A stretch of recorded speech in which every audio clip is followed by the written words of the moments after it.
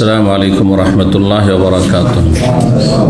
إن الحمد لله نحمده ونستعينه ونستغفره ونعوذ بالله من شرور أنفسنا ومن سيئات أعمالنا. من يهده الله فلا مضل له ومن يضلل فلا هادي له. وأشهد أن لا إله إلا الله وحده لا شريك له وأشهد أن محمدا عبده ورسوله صلى الله تعالى عليه وعلى آله وصحبه وسلم تسليما كثيرا. أما بعد، فقد قال الإمام البخاري رحمه الله تعالى: باب ما قيل في ذي الوجهين. قال حدثنا عمر بن حفص قال حدثنا أبي قال حدثنا الأعمش قال حدثنا أبو صالح عن أبي هريرة رضي الله عنه قال قال النبي صلى الله عليه وسلم: تجد من شرار الناس يوم القيامة عند الله ذا الوجهين الذي يأتي هؤلاء بوجه وهؤلاء بوجه. সম্মানিত ভাতৃমণ্ডলী, আল্লাহ রাব্বুল আলামিনের প্রশংসা এবং প্রিয় নবী সাল্লাল্লাহু আলাইহি সাল্লামের উপর অসংখ্য সালাত ও সালামের পর আজ মঙ্গলবার 17 রজব 1447 হিজরি মোতাবেক 6 জানুয়ারি 2026 আমাদের ধারাবাহিক আলোচনা সহিহুল বুখারীর আচার ব্যবহার পর্ব নম্বর 12। ইমাম বুখারী রাহিমাহুল্লাহর এই পর্বের অধ্যায় নম্বর 52 বলছেন, এতে একটি হাদিস নিয়ে এসে তার অধ্যায় বাবু মা কিলা ফিজিল ওয়াজহাইন। এই অধ্যায় হচ্ছে যা কিছু বলা হয়েছে, অর্থাৎ রাসূলুল্লাহ সাল্লাল্লাহু আলাইহি সাল্লামের হাদিসে যা বলা হয়েছে, শরীয়তে যা বলা হয়েছে দুমুখী মানুষ সম্পর্কে। দুমুখী মানুষ বা দুমুখা মানুষ বুঝেন তো? হ্যাঁ, দুমুখা মানুষ হচ্ছে মুনাফিক, কপট। কারণ মুনাফিকের ভিতরে এক আর বাইরে এক। জি, তো দুমুখা মানুষ ঠিক ওই রকম। জি, এক জায়গায় একরকম কথা আর এক জায়গায় আর এক রকম কথা, দুটোই তো আর ঠিক না। যেখানে যেমন সেখানে তেমন। আপনার কাছে এসে আপনার চাটুকারিতার জন্য আপনার মতো, আপনাকে খুশি করার মতো কথা বলল, হ্যাঁ, আর আরেকজনের কাছে গিয়ে হ্যাঁ তার মতো কথা বলল। তো যারা চাটুকার, চামচামি করা বদ অভ্যাস, তারা হচ্ছে দ্বিমুখী। ভালো মানুষের কাছে ভালো প্রশংসা, আর খারাপের কাছে গিয়েও ওর সাথেও আছে। অনেক মানুষ এরকম আছে, ও সমাজ দেখে কথাবার্তা বলে, কিন্তু সবার সাথে বসে, সবার সাথে ওর খাতির। শুধু বসা নাই, দিনের দাওয়াতের জন্য যদি খারাপ লোকের কাছে প্রয়োজনে বসান সেটা দোষণীয় নয়, কিন্তু দিনের খাতিরও নাই, তার দুনিয়ার স্বার্থে দুমুখী আচরণ। আপনার বন্ধুর সাথেও হ্যাঁ তার খাতির, আর আপনার সাথেও খাতির, আর আপনার শত্রুর সাথেও খাতির। হ্যাঁ, আপনার সাথে আপনার মতো যারা, তাদের সাথেও খাতির, দুনিয়ার গরজ আছে বললে। আর যারা আপনার বিরোধী, দিনের ক্ষেত্রে, আকিদার ক্ষেত্রে বেদাতি, তাদের সাথেও খাতির। যাদেরকে আজকালকার ভাষায় গোল আলু বলা হচ্ছে, এরা দ্বিমুখী লোক। গোল আলু কেন বলা হয়েছে? একেতে গোল, সব জায়গায় সেট হবে। দুই নম্বর কথা, আলু এমন একটা তরকারি যে কোনো তরকারিতে দেওয়া যাবে, মাছে দেওয়া যাবে, গোস্ত দেওয়া যাবে, ও শাকসবজিতে দেওয়া যাবে, সব কিছুতে দেওয়া, হ্যাঁ সব কিছুতে চলে। তো এ হচ্ছে গোল আলু কথাটি, ওই যে দ্বিমুখী লোক, বেদাতির সাথে বেদাতির মতো, বেদাতি স্টেজে, আর আহলে হাদিসদের স্টেজে আহলে হাদিসদের মতো। এই জন্য এক জামানা ছিল, আমরা ওই যুগটা পেয়েছি যৌবনকালে, কিছু বক্তা ছিল যাদের মানহাজ ছিল সব ঠিক, যাদের আদর্শ হচ্ছে সব ঠিক, এইটাও ঠিক ওইটাও ঠিক, কথা বলছেন না, সবাইকে খুশি করা। যখন তার রাজশাহী চাঁপাইনবাবগঞ্জ আসতো হ্যাঁ বক্তব্য করতে, তখন দুরুদ ইব্রাহিমে পড়তো মজলিস, আল্লাহ তাদের আলোচনাতে আছে। এই এলাকায় যখন ওয়াজ করতো তখন বলতো আল্লাহুম্মা সাল্লি আলা মুহাম্মাদ ওয়া আলা আলি মুহাম্মাদ কামা সাল্লাইতা আলা ইব্রাহিম ওয়া আলা আলি ইব্রাহিম ইন্নাকা হামিদুম মাজিদ। আর সুরসার করতো না, আর সবাইকে বলতো না যে মহব্বতের সাথে পড়েন, আপনারা দুরুদ ইব্রাহিম পড়েন, সুন্নতি দুরুদ পড়েন, এরকম বলতো। আর যখন চলে গেল বেদাতি এলাকায়, হ্যাঁ যেসব এলাকায় বিদাতিদের সংখ্যা বেশি, তখন ওখানে গিয়ে ওই মেহরুল্লাহ মুন্সি পাবনার উর্দু শুরু করে দিল, ওয়াজ মাহফিলের বেদাতি দুরুদ, আর শুরু করে দিল আল্লাহুম্মা, যে সুর করে বলো না, সাল্লি আলা সাইয়্যিদানা বালাগাল ওলা বিকামালিহি কাশাফাদ দুজা বিজামালি, শুরু করে দিল এইরকম। তারপরে সব স্টেজ আছে। একসময় আহলে হাদিসদের এত বসেছে, সৌদি আরব দাওয়ার কাজ করেছে, তখন সৌদি আরবের মতো কথা বলেছে, আর এখানে তৌহিদের আলোচনা করেছে। আর এখন সবার সাথে বসে, ও জামাতের সাথে বসে, তবলিগীদের সাথে বসে, দেওবন্দি কওমিদের সাথে বসে কথা বলছে, এমনকি বেরেলবির সাথে বসতে, ফুলতুলির সাথে বসতে পারে, কোনো অসুবিধা নেই। এটিকে বলা হচ্ছে তাদের ভাষায় আজকাল কি বলছে জানেন, যে হুদাইবিয়ার সন্ধি। আরে হুদাইবিয়ার সন্ধি অমুসলিম কাফেরদের সাথে হয়েছিল। তো এই যে বেদাতিদের সাথে বসে, এরা কি কাফের নাকি? এদের সাথে বসছে কেন? এদের সাথে বসা মানে দিনের ক্ষেত্রে ছাড় দেওয়া, যে তোমাদের বেদাতটাও ঠিক, মিলাদও ঠিক, কিয়ামও ঠিক, আর তোমাদের একামতের দিন মানে ক্ষমতা, এটাও ঠিক, সব ঠিক। আর আল্লাহর রাস্তায় বেরিয়ে যাও, আল্লাহ কোরআনে বলেছেন উখরিজাতিল লিন্নাস, মানে চিল্লাও ঠিক, সব ঠিক। এগুলো হচ্ছে জিল ওয়াজহাইন। আকীদা মানহাজের ক্ষেত্রে জিল ওয়াজহাইন, দুই মুখী লোক, আর আচার ব্যবহারও দ্বিমুখী লোক। ইসলামিক সেন্টারে আসে, আবার ওইদিকে বেদিন বেনামাজিদের সাথেও বসে, বুঝছেন না? যারা বিড়ি সিগারেট খায়, ধূমপান করে, ওদের মজলিসও বসে, ওখানেও বসে আছে। সে এমন লোক আছে এইরকম, ওখানে বসে থাকতে পারে। একজন কি করে বসতে পারে? যে ফেরেশতাকে ভালোবাসে, ফেরেশতা যে গন্ধ বরদাস্ত করতে পারেন না, সে বিড়ি সিগারেট মজলিসে কি করে বসতে পারে? দুই মুখীর লোক, দুনিয়ার স্বার্থে। এখানেও যে বসেন তো দুনিয়ার স্বার্থে, এটা হচ্ছে দ্বিমুখী লোক, আল্লাহ সন্তুষ্টির জন্য নয়। জি, আপনার ব্যবসা বাণিজ্য বাধ্য করছে এমনও কিছু নয়, কিন্তু আপনি শখ করে আপনি খারাপ লোকের সাথে আপনি খাতির রাখছেন, এটা হচ্ছে দ্বিমুখী আচরণ। কিন্তু দুনিয়ার ব্যবসা বাণিজ্যের খাতিরে আপনার লেনদেন আছে তাদের সাথে, সেই জন্য কাফেরদের সাথে ব্যবসা বাণিজ্য করা যাবে, ওই রকম অসৎ লোক পাপীদের সাথে ব্যবসা বাণিজ্য করা যাবে, সেটা ভিন্ন বিষয়। যতক্ষণ তার সাথে কথা বলাবো ততক্ষণ কথা বলবো, কিন্তু খারাপকে খারাপ বলে ঘৃণা করব অন্তর থেকে। আর দ্বিমুখী যারা, তারা ঘৃণা করেন না, তারা দেখে দুনিয়ার আমার ব্যক্তি স্বার্থ কোথায় আছে, যেখানে স্বার্থ সেখানে বসে। এটি খুব নিকৃষ্ট চরিত্র। এই যে রাসূলুল্লাহ সাল্লাল্লাহু আলাইহি ওয়াসাল্লাম এদেরকে নিকৃষ্ট মানুষ বলেছেন। হাদিস বর্ণনা করেছে আবু হুরায়রা রাদিয়াল্লাহু তাআলা আনহু, তিনি বলেন, নবী সাল্লাল্লাহু আলাইহি ওয়াসাল্লাম বলেছেন, তাজিদু মিন শিরারিন নাস ইয়াউমাল কিয়ামা ইনদাল্লাহ, মানুষের মাঝে সবচেয়ে নিকৃষ্ট পাবে তুমি দেখতে কিয়ামতের দিনে আল্লাহর নিকটে। কার কাছে নিকৃষ্ট? আল্লাহর নিকটে। কারণ সেখানেও তার দুনিয়ার কোনো ক্ষমতা থাকবে না, সবাই তো আল্লাহর গোলাম, অসহায় হাজির হবে। আজকালকার রাজা আর যারা ধনকু, আর যারা গরিব পথের ফকির, সবাই সেখানে ইনকুল্লু মান ফিস সামাওয়াতি ওয়াল আরদি ইল্লা আতির রহমান আবদা, সূরা মারিয়াম বলছে, আসমান জমিনে যে কেউ আছে সব আল্লাহর সামনে আবদ হয়ে, গোলাম হয়ে হাজির হবে।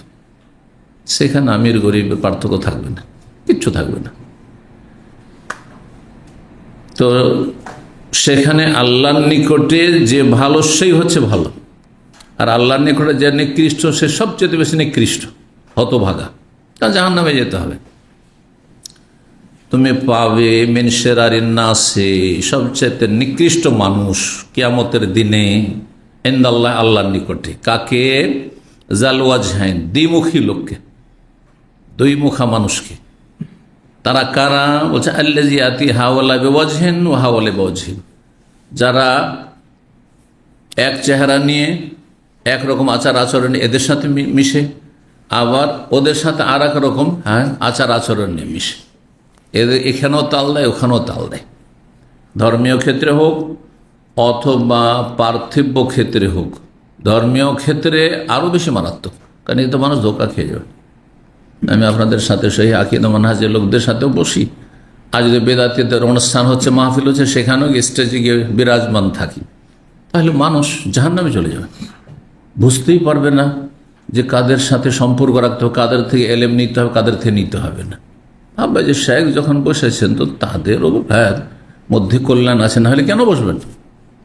এই জন্য বেদাতীদের স্টেজে বসা জায়েজ নয়, ওতে বেশি ক্ষতি রয়েছে।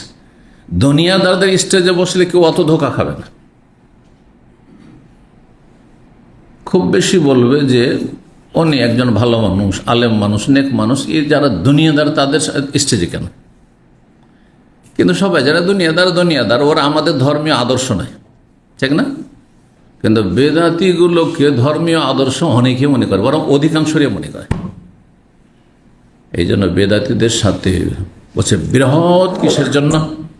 স্বার্থে, বৃহৎ স্বার্থে তাদের স্টেজে আমরা গিয়েছিলাম। কিছুই স্বার্থে হাসিল করতে পারে, নিজের স্বার্থ সেখানে কোরবানি করে চলে এসছে। দেখছেন আমাদের যেসব ভাইয়েরা তাদের স্টেজে গিয়েছে, কিছুই পানি তাদের থেকে তাদেরকে ব্যবহার করা হয়েছে, বরং এতে বহু মানুষ বিভ্রান্ত হয়েছে মানহাজ সম্পর্কে, যার ফলে কার কাছ থেকে এলিম নিতে হবে, কার আলোচনা শুনতে হবে সোশ্যাল মিডিয়াতে, অনেকে অধিকাংশই বুঝে না, তো সবারই শোনে। এরা কখনো হেদায়েত পায় না, যারা সবার শুনবে। কারণ আপনার যোগ্যতা নেই যে সবার শোনার পরে জাস্টিফাই করবেন যে এতটুকু নেব, এতটুকু নেওয়া যাবে না। ওইটা তো আমাদের মতো লোকদের আছে। আমরা তাদের যদি প্রয়োজন মনে করি যে তাদের বাতিলের অসারতা প্রমাণ করার জন্য, খণ্ডনের জন্য শুনবো বা পড়বো, তাহলে ঠিক আছে। বেদাতি বই আমরা কখনো কখনো হাইলাইট করে রাখি তাদের গুমরাহিগুলো, আর পড়ি, কারণ এগুলো আপনাদের সামনে খুলে খুলে বর্ণনা করতে হবে। কিন্তু আপনার জন্য জায়েজ নয়, সাধারণ মানুষের জায়েজ নাই। আপনি কোন দাওয়ার কাজ করেন যে আপনি তাদের খণ্ডনের জন্য পড়ছেন? বলছেন আমি ভালোটা নেব, মন্দটা নেব না, বুঝতেই পারবেন না কোনটা ভালো কোনটা মন্দ। লিখনের ক্ষেত্রেও বলছি আর বক্তব্যের ক্ষেত্রেও বলছি।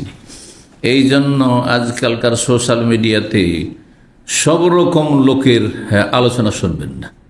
আপনি যাদেরকে কোরআন সুন্নাহর আলেম মনে করেন তাদের থেকেই শুধু শুনবেন, তাদের থেকে শুনবেন। এতে হবে কি, অল্পতে হেদায়েত পাবেন, রাস্তাটি আপনার সামনে সুস্পষ্ট ক্লিয়ার থাকবে, জান্নাতের রাস্তা। জি, আল্লাহ বুঝার তৌফিক দান করেন। 53 নম্বর অধ্যায় বলছেন বাবু মান আখবারা সাহেবাহু বিমা ইউকালু ফি। এই অধ্যায় হচ্ছে কোনো ব্যক্তি যদি নিজের সঙ্গীকে কোনো একটি বিষয় সম্পর্কে জানিয়ে দেয় যা তার সম্পর্কে বলা হয়েছে, মানে অন্য কেউ তার সমালোচনা করেছে, তার সঙ্গীর সমালোচনা করেছে বা বদনাম করেছে, নিন্দা করেছে। তিনি ভালো মানুষ, আপনার সঙ্গে ভালো মানুষ, কিন্তু তার নিন্দা করেছে, গীবত করেছে, তার দোষ চর্চা করেছে। এটা আপনার বন্ধু মানুষ, আপনজন, প্রিয়জন শোনার পরে যে ভালোবাসে আল্লাহর জন্য, আপনাকে আল্লাহর দিনের জন্য, সে যদি আপনাকে বলে দেয় যে আপনার সম্পর্কে অমুক এইরকম বিরূপ মন্তব্য করছিলেন, তো এটা গতকালকের আলোচনাতে একটা বিষয় গেছে, চুগলখড়ি, কথা লাগানো। কিসের জন্য? ফাসাদ সৃষ্টি করার জন্য। বাহ্যিক তো তার আওতাতে পড়ে, তো যদি চুগলখড়ির আওতাভুক্ত হয় তাহলে চুগলখড়ি তো হারাম, তাই না? চুগলখড়ি করে কথা লাগানো, ঝগড়া লাগাবার জন্য, যাতে ফিতনা সৃষ্টি হয়ে যায়, বিবাদ সৃষ্টি হয়ে যায়, এটি হচ্ছে নামিমা, চুগলখড়ি। আর চুগলখড়ি করা হচ্ছে কাবিরা গুনাহ, হারাম। তাহলে কি বলা যাবে আমার সম্পর্কে ধরেন কি একজন দোষ চর্চা করছে, আর আপনি জানছেন যে এই দোষ নেই, এটাকে তিলকে তাল করা হয়েছে। আপনি শোনার পরে যদি আল্লাহ সন্তুষ্ট জন মনে করেন যে আমাকে এসে কথাটি লাগিয়ে দেব, তো এটা কি চুগলখড়ি হবে না জায়েজ হবে? জায়েজ। যদি ভালো মানুষ সম্পর্কে বলা হয় তাহলে কথা লাগানো যাবে, কথা লাগানো যাবে, যাতে করে এই রকম অসৎ লোক যারা মিথ্যাচার করে অথবা তিলকে তাল করে সামান্য কিছুকে অনেক বড় করে হাইলাইট করে, তাদেরকে প্রতিহত করা যায় এবং তাদের অপপ্রচারকে ব্যর্থ করা যায়। বুঝতে পারছেন না? কিন্তু যদি দেখেন যেন দুইজনে মারামারি লেগে যেতে পারে, ঝগড়া লেগে যেতে পারে, যদি আমি এই কথাটি ওর কাছে পৌঁছে দিই তাহলে মারামারি শুরু হয়ে যাবে, ঝগড়া লেগে যাবে, সমাজে বড় বিবাদ শুরু হয়ে যাবে, অশান্তি হবে, তাহলে তখন জায়েজ না। এই জন্য চুগলখড়ির সংজ্ঞায় বলেছি নাকলু কালামের নাস, আলা জেহাতিল ইফসাদ, মানুষের কথা লাগানো ফাসাদ সৃষ্টি করার জন্য। আপনার এখানে ফাসাদ সৃষ্টি করার উদ্দেশ্য নেই, বরং অপপ্রচার বন্ধ করার জন্য। কেন মিথ্যাচার করা হচ্ছে? কেন সামান্য বিষয়কে অনেক বড় করা হচ্ছে? বুঝা গেছেন? যাতে করে আবার দল পাকাইতে না শুরু। এবার দল পাকায় কিন্তু একটা তখন গ্যাং তৈরি হয়ে যায়, ওদেরকে দলবল নিয়ে একটা গ্রুপ তৈরি করে ফেলেছে শুধু অপপ্রচারের জন্য। আর কিছু বোকা লোক আছে, বন্ধু মহল, তার যা বলে সেটা হ্যাঁ ও দোষ আছে তো, কথা বুঝতে পারছেন? অথচ যে কোনো দোষের কথা কারো শুনলে আল্লাহ বলছেন ফাতাবাইয়ানু ইন জাআকুম ফাসিকুন বিনাবাইন, সূরা হুজরাতে, কোন অজ্ঞাত পরিচয় ব্যক্তি, ইমানদার নয়, পরেশগার নয়, সে যদি কোনো সংবাদ তোমার কাছে নিয়ে আসে কারো সম্পর্কে, আবুল কাসেমের মধ্যে এই দোষ আছে, এই সংবাদটা পেলেন আপনি, হুট করে তখন আপনি আপনার বন্ধু মহল 2-4-5 জন তাদের সাথে আলোচনা শুরু করে দিলেন, ভাই এরকম তো শুনে এলাম, লোক তো খারাপ, খুব খারাপ কথা শুনলাম, চলবে? আল্লাহ ফাতাবাইয়ানু, তদন্ত করো, যদি তোমার প্রয়োজন হয় যে বিষয়টি যাচাই বাছাই করবো তাহলে তদন্ত করে কথা বলো, আর না হলে সেখানে ঢেকে রেখে দাও। তোমার এতে কি স্বার্থ আছে? তোমার কোনো লাভ নেই এতে। তুমি কি তার সংশোধন করতে চাও? খামাখাতে মানুষের গীবত করুক আর চুগলখড়ি করুক, এই দুই হারাম কাজ হোক, এই কাজে তোমাকে ব্যস্ত হওয়ার জন্য আল্লাহ পয়দা করেছে। আরে তুমি তো ইবাদতবন্দি করো, এলেম শিখো, আমল করো।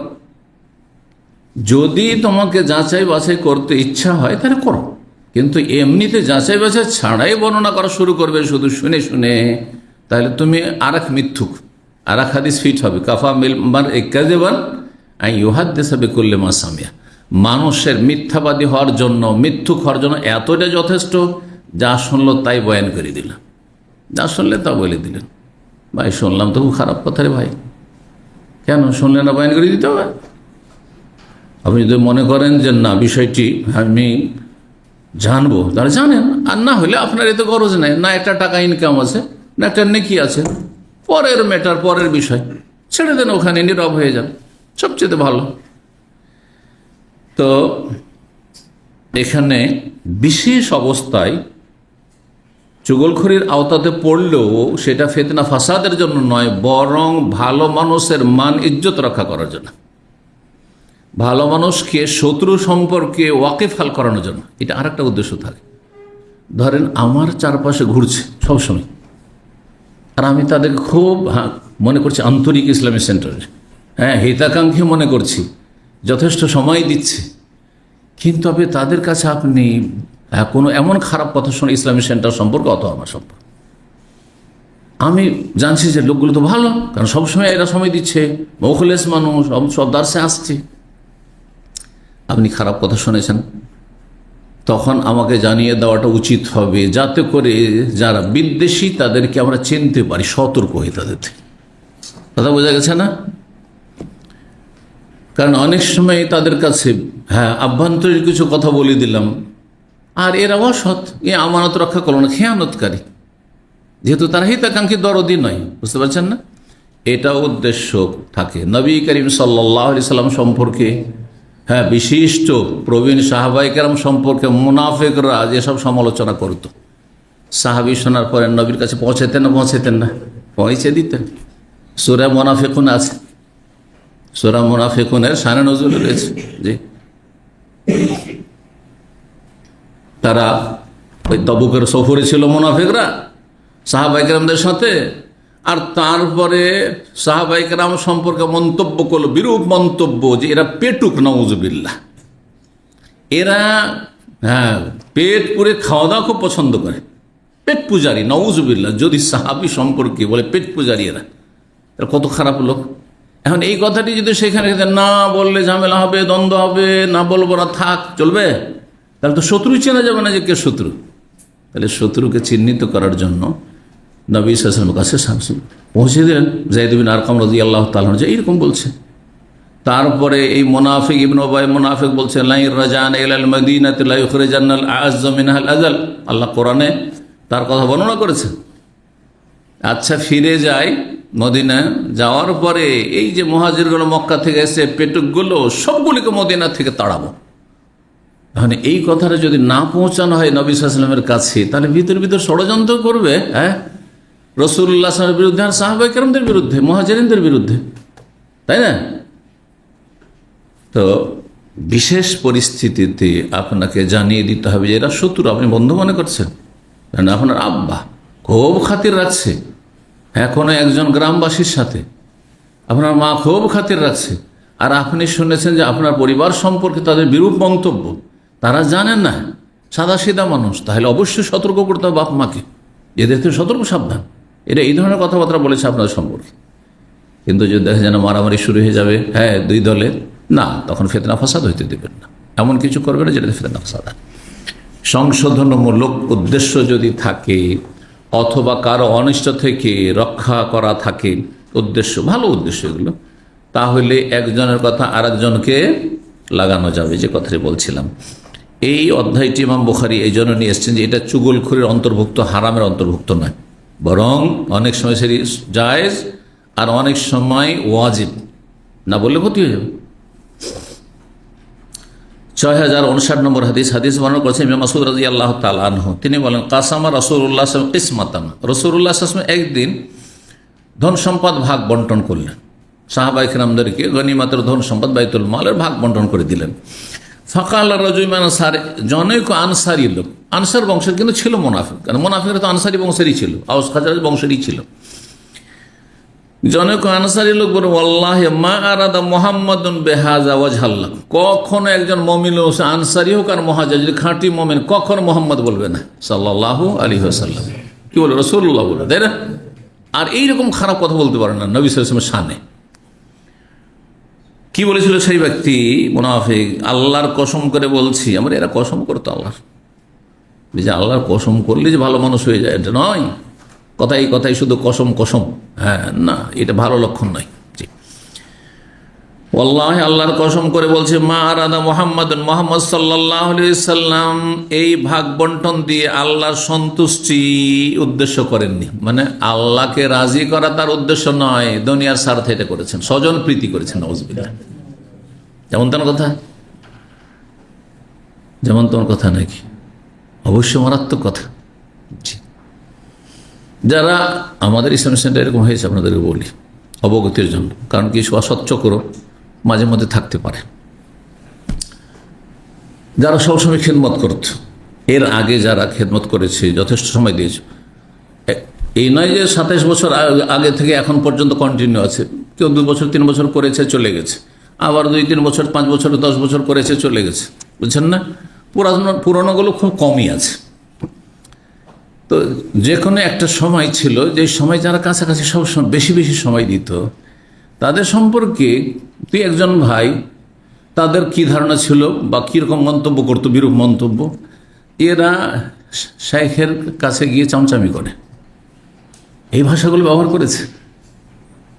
তাহলে আপনি শুনছেন এই কথাগুলি, যদি আমাদের সতর্ক না করেন তাহলে কি করে চিনবো যে কে দোস্ত আর কে দুশমন?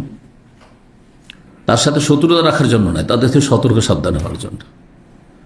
অথচ আমি বিষয়টি সব সময় ক্লিয়ার করি, আপনি হ্যাঁ কাছাকাছি হতে চান, সময় দেন বেশি, প্রতিদিন আসেন, মাগরিবে চলে আসেন, হ্যাঁ আসরে চলে আসেন, সকালবেলা আসেন, আসা জরুরি না। আপনি বলেন যে আমি কি খেদমত করতে পারি, আমার কাছে সময় আছে, ফ্রি আছি, আপনি আসবেন না, ঘরে বসে থাকবেন, তার সে আসবে, আলোচনা শুরু হওয়ার পরে ঢুকবেন আর বললেন যে আমাকে যেন বেশি ভালোবাসা হয়, আমাকে যেন 1 নম্বরে স্থিরে রাখা, এটা হবে?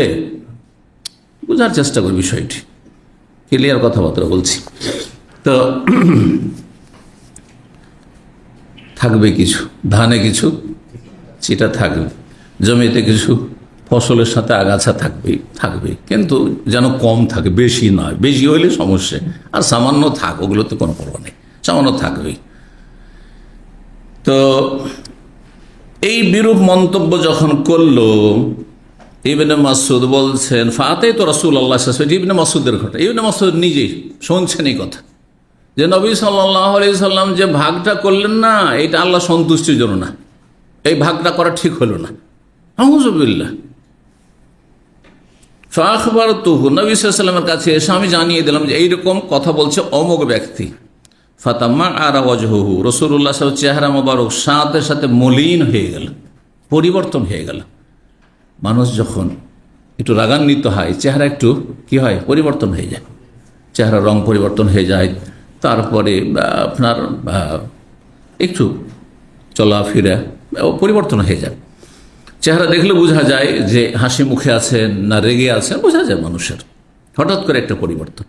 ওয়াকালা, নবী সাল্লাল্লাহু আলাইহি সাল্লাম কি রিয়াক্ট করলেন আজকালকার মতো, আচ্ছা ঠিক আছে ওকে দেখবো, আচ্ছা আসুক এক্ষুনি ওকে শাসন করব, ওই অপমান করব না, তাহলে ফেতরা লাগাইতে দেবেন না। কিন্তু নবী সাল্লাল্লাহু আলাইহি সাল্লাম তা হালকা বিষয় নেই, তিনি হচ্ছেন আমাদের উত্তম আদর্শ। তা আমাদের কাছে যদি এইরকম কারো সম্পর্কে আসে, নাম ধরে আসে, কোনো দোষের কথা নয় যে আমি এত হালকা হয়ে যাব, হ্যাঁ উত্তেজিত হয়ে যাব, এটা ভালো স্বভাব নয়। কিন্তু আমাকে হিকমার সাথে এটাকে কি করতে হবে, ট্যাকল দিতে হবে। হ্যাঁ, যে এইরকম লোকেরা যেন এই ধরনের সুযোগ না পায়, অথবা এদের থেকে একটু সতর্ক সাবধান। ওকাল, কি বললেন রাসূলুল্লাহ সাল্লাল্লাহু আলাইহি ওয়াসাল্লাম, নিজেকে সান্ত্বনা দেওয়ার জন্য, নিজেকে সান্ত্বনা দেওয়ার জন্য ভালো কথা বলা, এটিও ভালো। আপনাকে আমাকে ওয়াজ করার মতো কেউ নেই, আমি নিজেকে ওয়াজ করার জন্য নিজে একটা আয়াত পড়লাম, হ্যাঁ একটা হাদিস পড়লাম, অথবা তার তর্জমাটা নিজে আবৃত্তি করলাম, এতে কিন্তু একটা সান্ত্বনা আছে, বুঝছেন না? সবসময় আপনাকে কেউ বুঝাবে এটা হয় না, আপনাকে নিজেকে বুঝাইতে হবে। কোরআনে কারীমের আয়াত দিয়ে, হাদিস দিয়ে, অথবা জ্ঞানী মানুষদের কথা দিয়ে। জ্ঞানী মানুষদের কথা দিয়ে, অনেক সময় কোরআন হাদিসের কথা আপনি জানেন না, হয়তো সাধারণ মানুষরা জানেন না, কিন্তু জ্ঞানী গণীদের কথা জানেন। আমার যখন 10 বছর বয়স, তখন আমার নানা বাড়িতে আমি লেখাপড়া করতাম। তো আমার মামারা খুব শান্ত, আপন মামারা, চাচাতো মামারা একটু উশৃঙ্খল।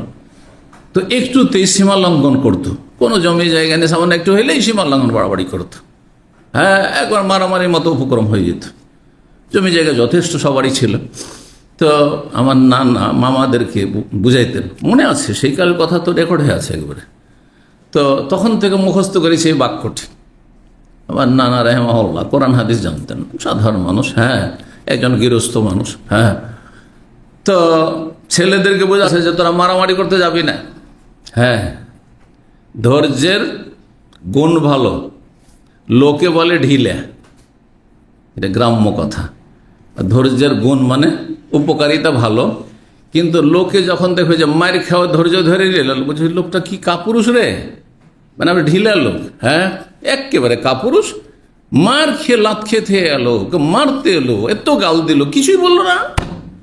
আপনাকে মানুষ কাপুরুষ বলবে, এতে আপনাকে বিচলিত হইতে হবে না, কিন্তু এর গুণটা ভালো।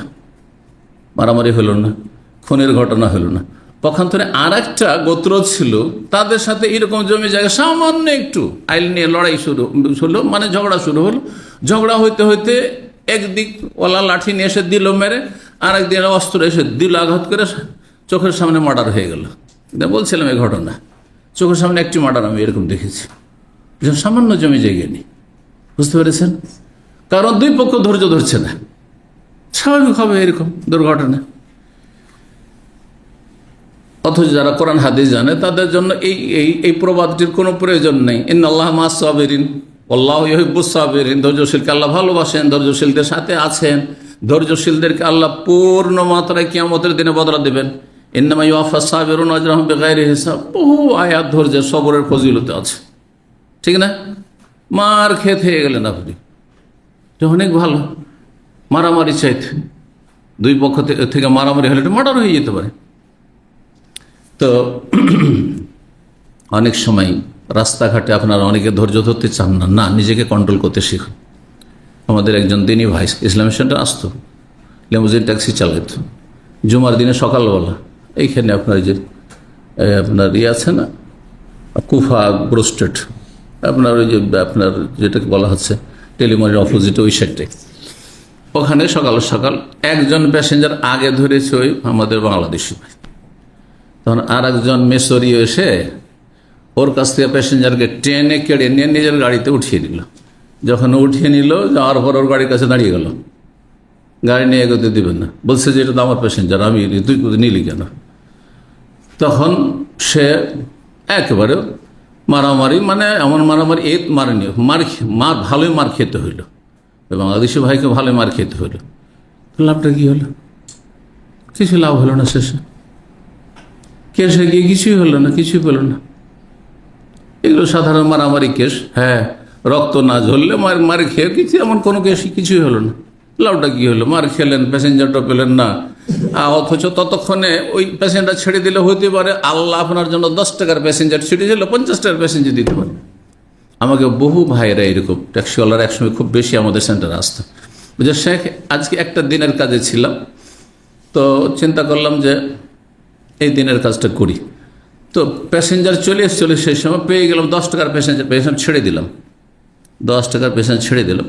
আর ছাড়ার পরে দিনের কাজটা, ইসলামিক সেন্টার স্বার্থে কাজটা করে এলাম। আর আসার পরে হঠাৎ করে এয়ারপোর্টের একটা 60 রিয়ালের প্যাসেঞ্জার পেয়ে গেলাম। এটা হচ্ছে ঈমান, ইয়াকিন, যে আল্লাহ সন্তুষ্টির জন্য কিছু কাজ করলে আল্লাহ যে উত্তম বিকল্প দিতে পারেন সক্ষম, এতে কোনো সন্দেহ নেই। কিন্তু আপনার ঈমানটা মজবুত হইতে হবে, যে আপনি ভালো কাজে আপনার সময়টা ব্যয় করেছেন কিনা, নিয়তটা আপনার ভালো ছিল কিনা। আল্লাহ বোঝার তৌফিক দান করুন। এক কথায় ধৈর্য ধারণ করবেন। কি বলছেন রাসূলুল্লাহ সাল্লাল্লাহু আলাইহি ওয়াসাল্লাম? রাহিমাল্লাহ মুসা, আল্লাহ রাব্বুল আলামিন মুসা আলাইহিস সালামের ওপর রহম করুন। তার ইতিহাস তুলে ধরছেন সংক্ষেপে। লাকাদ উযিয়া বিআকসারা মিন হাযা, আমাকে যে আজকে কষ্ট দেওয়া হয়েছে এই কথা বলে, তার চাইতে বেশি তাকে কষ্ট দেওয়া হয়েছে। বনি ইসরাইল, ইহুদিরা এর চাইতে বেশি কষ্ট দিয়েছে মুসা আলাইহিস সালামকে। ফাসাবারা, কিন্তু তিনি কি করেছেন? সবর করেছেন, ধৈর্য ধারণ করেছেন। আমিও ধৈর্য ধারণ করছি।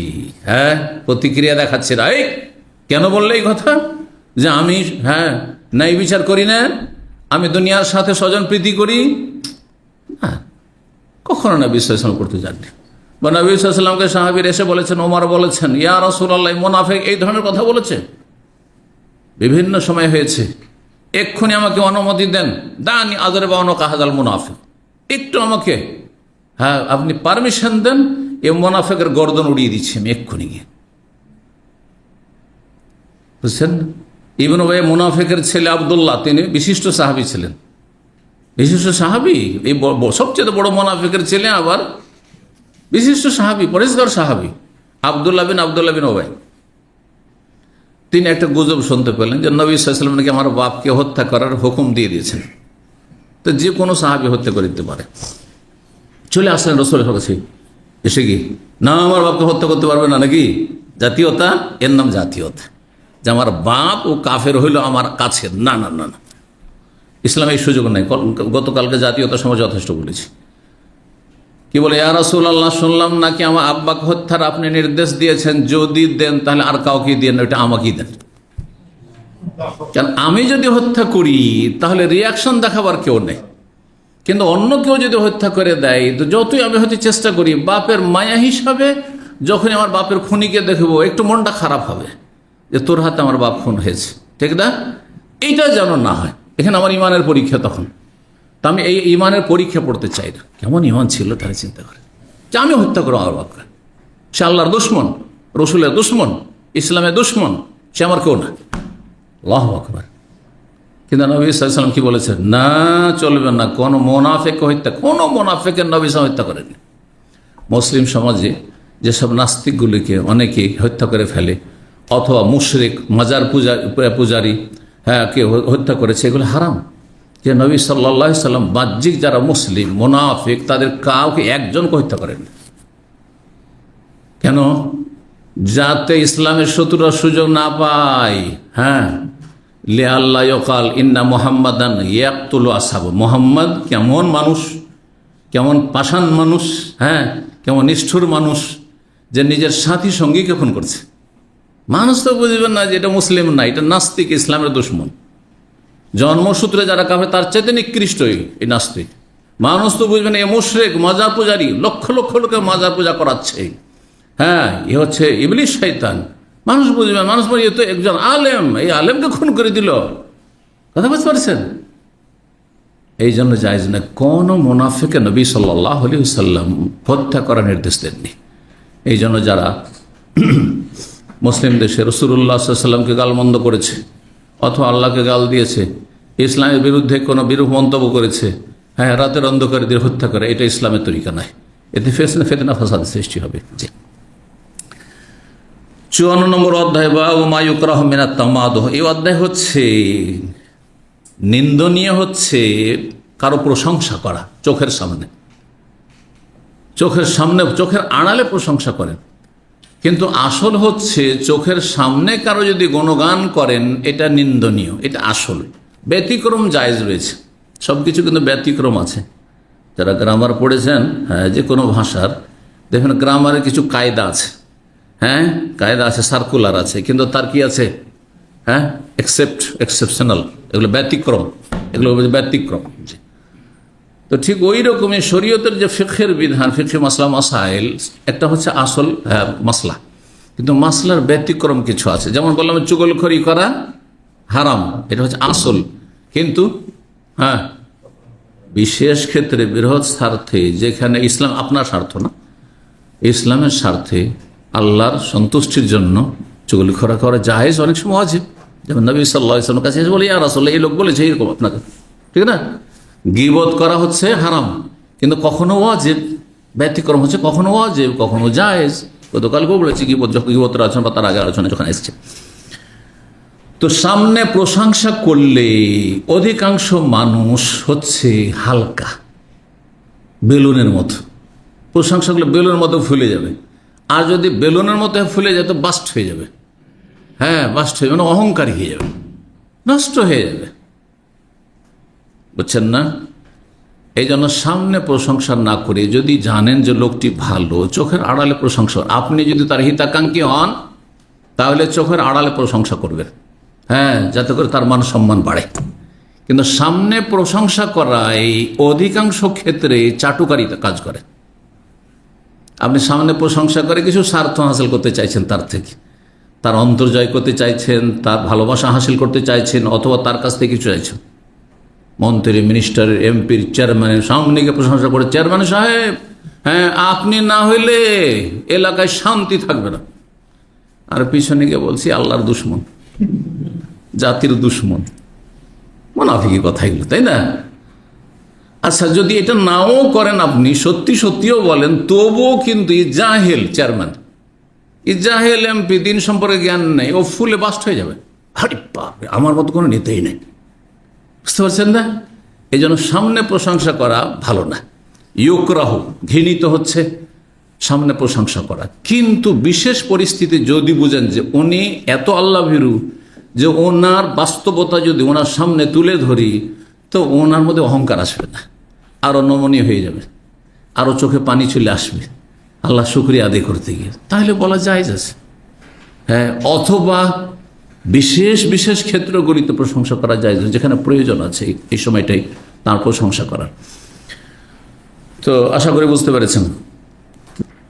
6060 নম্বর হাদিস বর্ণনা করেছেন ইবনে আবি বুরদা, আবু মুসা আশআরী রাদিয়াল্লাহু তাআলা আনহু থেকে 3 নম্বর, সামিআন নবী রাজুলান, নবী সাল্লাল্লাহু আলাইহি ওয়াসাল্লাম জনক ব্যক্তি থেকে শুনতে পেলেন, ইউসনি আলা রাজুল, আরেকজন লোকের সে গুণগান করছে, প্রশংসা করছে, ওয়ুতরিহি ফিল মিদহাতি, আর খুব, হ্যাঁ, বাড়াবাড়ি করে প্রশংসা করছে, বাড়াবাড়ি করে প্রশংসা মানে অতিরঞ্জন। এখন আমার প্রশংসা করতে করতে যদি বলেন বাংলাদেশে এইরকম কোন আলেম নেই, তিনি একবারে আজকালকার জামানার ইমাম আর অমুক আর তমুক, তো এটা তো অন্যায় কাজ করছেন আপনি, বুঝতে পারছেন না? এত বাড়াবাড়ি কিসের আছে? কাকে খুশি করতে চান আপনি? আল্লাহকে খুশি করতে চান, আমাকে খুশি করতে চান? না, খবরদার না, এই কাজ করবেন না, এটা চাটুকারিতা। এমন কিছু করবেন না যেটা অতিরঞ্জন থাকে, এটাও জায়েজ নয়। আর যদি বাস্তবটাই তুলে অতিরঞ্জন বাড়াবাড়িও করলেন না, কিন্তু সেখানেও ফিতনার কারণ হইতে পারে, তাহলে করবেন না। এখন আপনাদের মতো সাধারণ মানুষ, তাদের সামনে যদি বলা হয়, ভাই ইসলামী সেন্টারে মেলা লোক দেখলাম, কিন্তু আপনার মতো ভালো মানুষ কাউকে পেলাম না, ও তো সাথে সাথে ভুলে গেছে, সাথে সাথে ভুলে গেছে, আমার মতো কোনো মানুষই নেই এখানে, বুঝছেন না? না, এভাবে প্রশংসা করবেন না, চোখের আড়ালে বলে যে লোকটি ভালো, লোক ভালো, তাকে ভালো জানে, ওর সামনে বলিয়েন না। জি। হাদিস বর্ণনা আবু মুসা আশআরী রাদিয়াল্লাহু তাআলা আনহু, নবী সাল্লাল্লাহু আলাইহি ওয়াসাল্লাম শুনতে পেলেন ঘটনা, যে এক লোক আরেক লোকের কি করছে, প্রশংসা করছে, এবং ইউতরি হে মানে অতিরঞ্জন করছে, ফিল্মি ধাতে প্রশংসায় বাড়াবাড়ি করে প্রশংসা করছে। ফাকালা বললেন নবী সাল্লাল্লাহু আলাইহি ওয়াসাল্লাম আহলাকতুম, এই লোকটিকে ধ্বংস করে দিলে। যার বেশি প্রশংসা করলে তাকে কি করলে, ধ্বংস করে দিলে। কারণ সে অহংকারী হয়ে যাবে, সে ভাববে আর আমার মতো মদিনায় কেউ নেই মনে হয়, হ্যাঁ আমার মতো মানে আমার বংশে কেউ নেই না। আওকাতা তুম বর্ণকারী আওকাতা তুম জাহারা রাজলে, এই লোকের মেরুদণ্ড তুমি ভেঙে দিলে। কাতা মানে কেটে দাও, তো মেরুদণ্ড যেহেতু বাংলাতে কেটে দেওয়া হয় না, ভেঙে দেওয়া হয়। হ্যাঁ, আর জাহার মানে পিঠ, মেরুদণ্ড, মেরুদণ্ড কি করলে, ভেঙে দিলে। তাহলে একজনের প্রশংসা করা মানে তার মেরুদণ্ড ভেঙে দেওয়া। হ্যাঁ, তার ইমানের মেরুদণ্ড ভেঙে দিলেন, তার মধ্যে অহংকার চলে আসলে গেল সে। বুঝতে পারছেন না? জি, ক্ষতি করলেন না, উল্টো লাভ করে দিলেন না। কিন্তু যেখানে দেখবেন যে প্রশংসা করলে লাভ আছে সেখানে করবেন।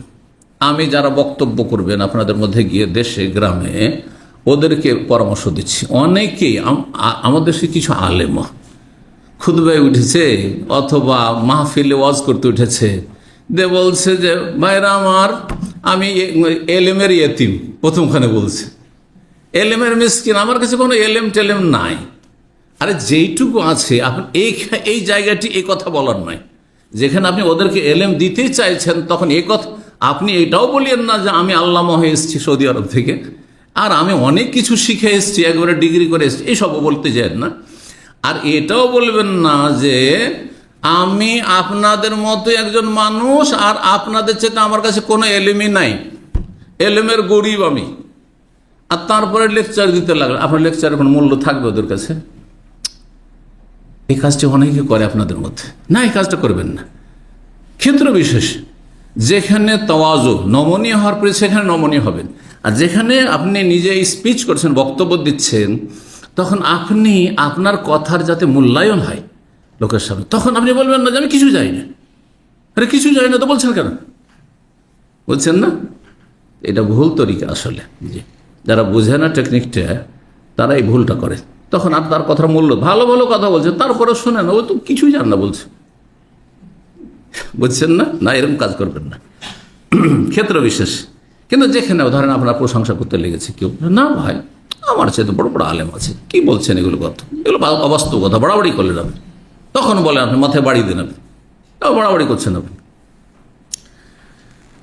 তো এই ছিল হাদিস 6061 নম্বর হাদিস। হাদিস বর্ণনা করছেন আব্দুর রহমান বিন আবি বকরা, তার পিতা আবু বকরা রাদিয়াল্লাহু তাআলা আনহু সাহাবী থেকে। বলছে আন্না রাজুল যুকিরা ইনদান নবী সাল্লাল্লাহু আলাইহি ওয়াসাল্লাম, জনক ব্যক্তির আলোচনা উঠল নবী সাল্লাল্লাহু আলাইহি ওয়াসাল্লামের সামনে। ফাআসনা আলাইহি রাজুলুন খায়রান, আরেকজন ব্যক্তি ওই লোকের প্রশংসা করলেন। আলোচনার বিষয়বস্তু একজন ব্যক্তি, আর একজন লোক তখন ওই লোকের প্রশংসা করল। ফাকাল নবী, ওই লোক কিন্তু সামনে হয়তো ছিল। নবী সাল্লাল্লাহু আলাইহি ওয়াসাল্লাম বললেন, ওয়াই হাকা, তোমার জন্য দুর্ভোগ। কাতাতা অনকা সাহেবেকা, তোমার সঙ্গীর গলা কেটে দিলে তুমি। যে চোখের সামনে কারো প্রশংসা করলো, আর তাতে তার মধ্যে অহংকার চলে আসতে পারে, হ্যাঁ অহমিকা চলে আসতে পারে, সে মনে করতে পারে চমৎকৃত হচ্ছে নিজের বৈশিষ্ট্যে, তাহলে আপনি তার ক্ষতি করে দিলেন, তার গলা কেটে দিলেন, মানে তার ক্ষতি করলে ইমানের গলা কেটে দিলেন। ইয়াকুল ও মেরান, কয়েকবার করে রাসূলুল্লাহ সাল্লাল্লাহু আলাইহি ওয়াসাল্লাম এইরকম বললেন। ইনকান আহাদুকুম মাদেহান, যদি কারো প্রশংসা করতেই হয়, অনেক সব প্রশংসা প্রয়োজন আছে, কিন্তু চাটুকারিতা করে নাই, দুনিয়ার স্বার্থ নাই। আপনি আল্লাহর জন্য ভালোবাসেন, হ্যাঁ আল্লাহর জন্য ভালোবাসবেন কাকে? যার দ্বারা আল্লাহর দিনের কাজ হচ্ছে, না হলে আল্লাহর বান্দাদের কল্যাণ হচ্ছে। অনেক সময় হয়তো অমুসলিম অথবা ফাসেক নেতা, এমনি ইসলামের ইমানি কোনো বৈশিষ্ট্য তেমন নাই, কিন্তু লোকটি বিশ্বস্ত লোক, লোক মেরে খাই না, সমাজে কোনো অশান্তি হতে দেয় না, হ্যাঁ সমাজের বিচার সালিস এগুলোতে সমাজে কোনো অশান্তি ঝগড়া বিবাদ হতে দেয় না, হ্যাঁ তো তার ওই ধরনের প্রশংসা করতে পারবে। ইনকানামা আহাদুকুম মাদহান, কারো যদি প্রশংসা করতেই হয় লা মহাল্লা, একেবারে অনিবার্য, লা মহাল্লা, হ্যাঁ লা মহাল্লা মানে কোনো উপায় নেই, প্রশংসা করতেই হচ্ছে। ফালিয়াকুল, তাহলে এইভাবে বলবেন, কারণ আপনি পুরোটা তো জানেন না, আপনার ধারণায় সে ভালো, কিন্তু আল্লাহর কাছে সে ভালো নাও তো হইতে পারে, হ্যাঁ অধিকাংশ মানুষের কাছে সে ভালো নাও হইতে পারে, বা ভালো মানুষদের কাছে ভালো, আপনার চাইতে যারা যোগ্য মানুষ তাদের কাছে ভালো নাও হইতে পারে, অনেক সময় আজকাল অনেকেই অল্প জ্ঞান, দুনিয়া সম্পর্কে অল্প জ্ঞান, বলে যে শেখ এখন তো দেশের পরিস্থিতি খুবই ভালো, সুতরাং এখন দেশে দাওয়াতি কাজের বড় একটা সুযোগ আছে। ও আসলে প্রেক্ষাপটই বুঝে না যে কখন ভালো সুযোগ আছে আর কখন সুযোগ কম আছে আর কখন কোন দিকে অবস্থা মোড় নিচ্ছে, অত গভীর জ্ঞান রাখে না। আমাকে অনেক ভাইরা বলেছে এখন একটা সুযোগ, যেমন এক শ্রেণীর লোকের জাকির নাইককে নিয়ে এসে এখন একটা বিরাট একটা বিশাল একটা বিপ্লবের সুযোগ। আরে ভাই, সামলাতে পারবেন তাহলে? তো জাকির নাইকের দুশ্মন মুসলিম সমাজে অধিকাংশই আছে। যত মাজারপন্থী, পীরপন্থী, মজহাবের অন্ধ যারা ভক্ত, সবগুলি তার বিরোধী। বুঝতে পারছেন না? আছেন কোথায় আপনি? তো আপনাদের দেশে সহি আকীদার কতজন লোক আছে পার্সেন্টেজে? বললে হবে? এটা সহজ। তারপরে বহিরাগত শত্রু তো আছে, সেকুলার শত্রু তো আছে, নাস্তিক শত্রু তো আছে, ইসলামের বাইরের আর ঘরের দুশ্মন তো আছে। তাহলে কখন দাওয়ার পরিস্থিতি অনুকূলে, কখন প্রতিকূলে, বিজ্ঞ লোকেরা না বুঝবে। বিজ্ঞ লোক যারা কোরআন হাদিস সম্পর্কে বিজ্ঞ এবং সমাজ সম্পর্কে, দুনিয়া সম্পর্কে তাদের যথেষ্ট জ্ঞান আছে যে কোন দিকে পৃথিবীটা যাচ্ছে, দেশের অবস্থা কোন দিকে যাচ্ছে, আন্তর্জাতিক অবস্থা কোন দিকে যাচ্ছে, পরিস্থিতি কোন দিকে যাচ্ছে, এগুলো বুঝতে হবে বিষয়গুলো। জি, তো রাসূলুল্লাহ কি বললেন? যদি কারো প্রশংসা একান্তই করতে হয় তাহলে এইভাবে বলবে, আহসেবু কাজা ওয়া কাজা, আমি মনে করি যে সে খুব ভালো মানুষ। আপনি মনে করেন, সবাই নাও মনে করতে পারে, বাস্তবে নাও হইতে পারে।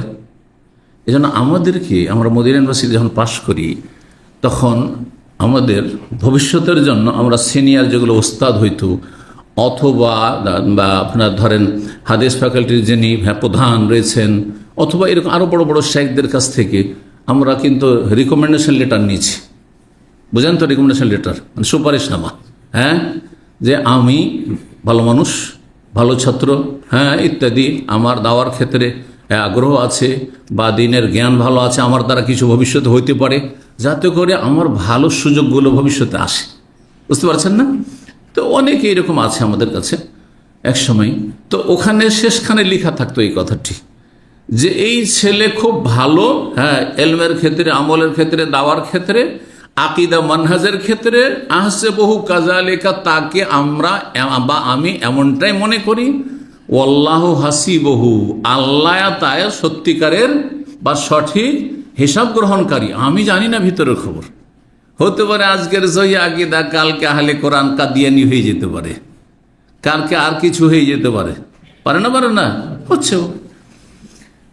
আহসেবু কাযা ওয়া কাযা, আমি মনে করি যে সে এমনটাই। ইনকানা ইয়োরা, যদি মনে হয় দেখে, আন্নাহু কাযালিকা, যে সে ভালো মানুষ, তাহলে বলেন যে আমি আশা করি যে সে ভালো মানুষ। ওয়াল্লাহু হাসিবহু, কিন্তু সত্যিকারের হিসাব গ্রহণকারী আল্লাহ হচ্ছেন তার, আমি তার পুরো হিসাব গ্রহণকারী নয়, আর এই দায়িত্ব আমি নিতে পারবো না। ওয়ালা ইউজাক্কা আলাল্লাহি আহাদান, এই কথাটিও লিখো, এই হাদিসও আমল করি।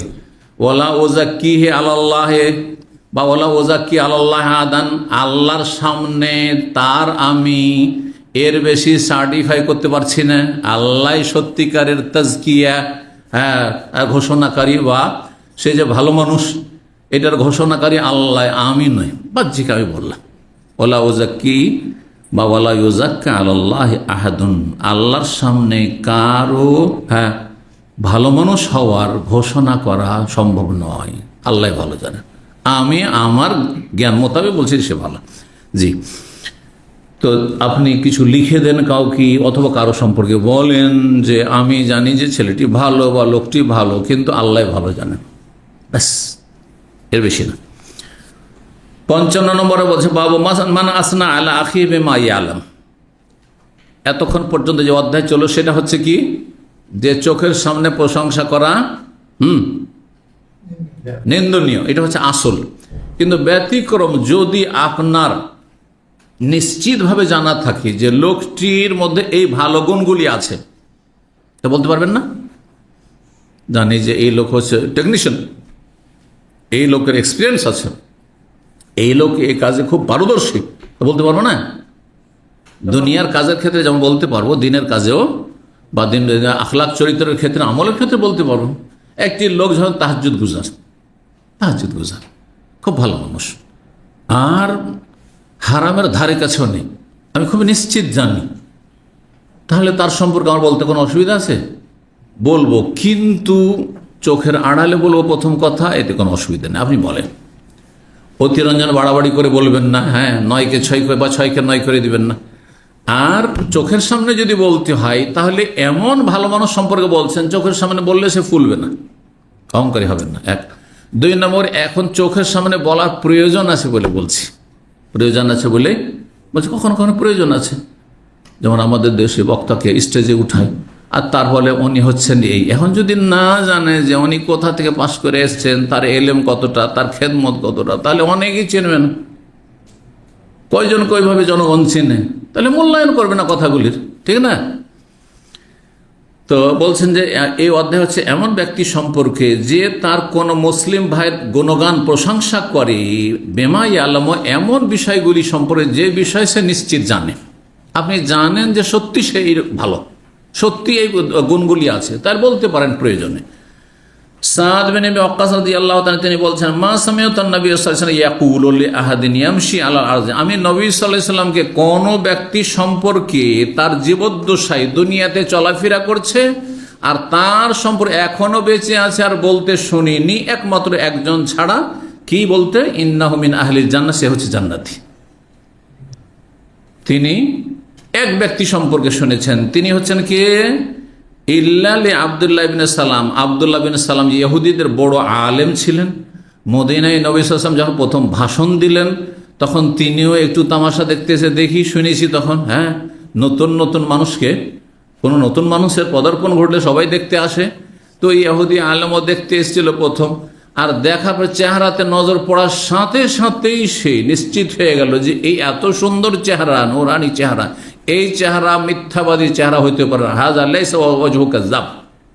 আর তারপরে যে ভাষণ শুনলেন, তাতে যে 4টি পয়েন্ট ছিল, শোনার পরে এত বেশি তিনি প্রভাবিত হলেন, সাথে সাথে তিনি ইসলাম গ্রহণ করলেন। আর তারপর ইসলাম গ্রহণ করার পরে তার ইসলামের কথা লুকিয়ে রেখে ইহুদি বংশকে ডেকে জিজ্ঞেস করতে পারে, খুব ভালো মানুষ, যখন জানলো ইসলামের কথা বলছে খুবই খারাপ মানুষ আব্দুল্লাহ বিন সালাম। শুনেছেন তো হাদিস? জি, আমার এই হাদিসের একটা ভাষণই আছে, এই 4টি পয়েন্টের উপর একটা ভাষণই আছে, বক্তব্য আছে, একটা সম্মেলন, রাখা সম্মেলন। জি, তো নবী সাল্লাল্লাহু আলাইহি ওয়াসাল্লাম শুধু আব্দুল্লাহ বিন সালাম দুনিয়াতে মদিনায় চলাফেরা করছেন, আব্দুল্লাহ সালাম জান্নাতি কথা বলেছেন।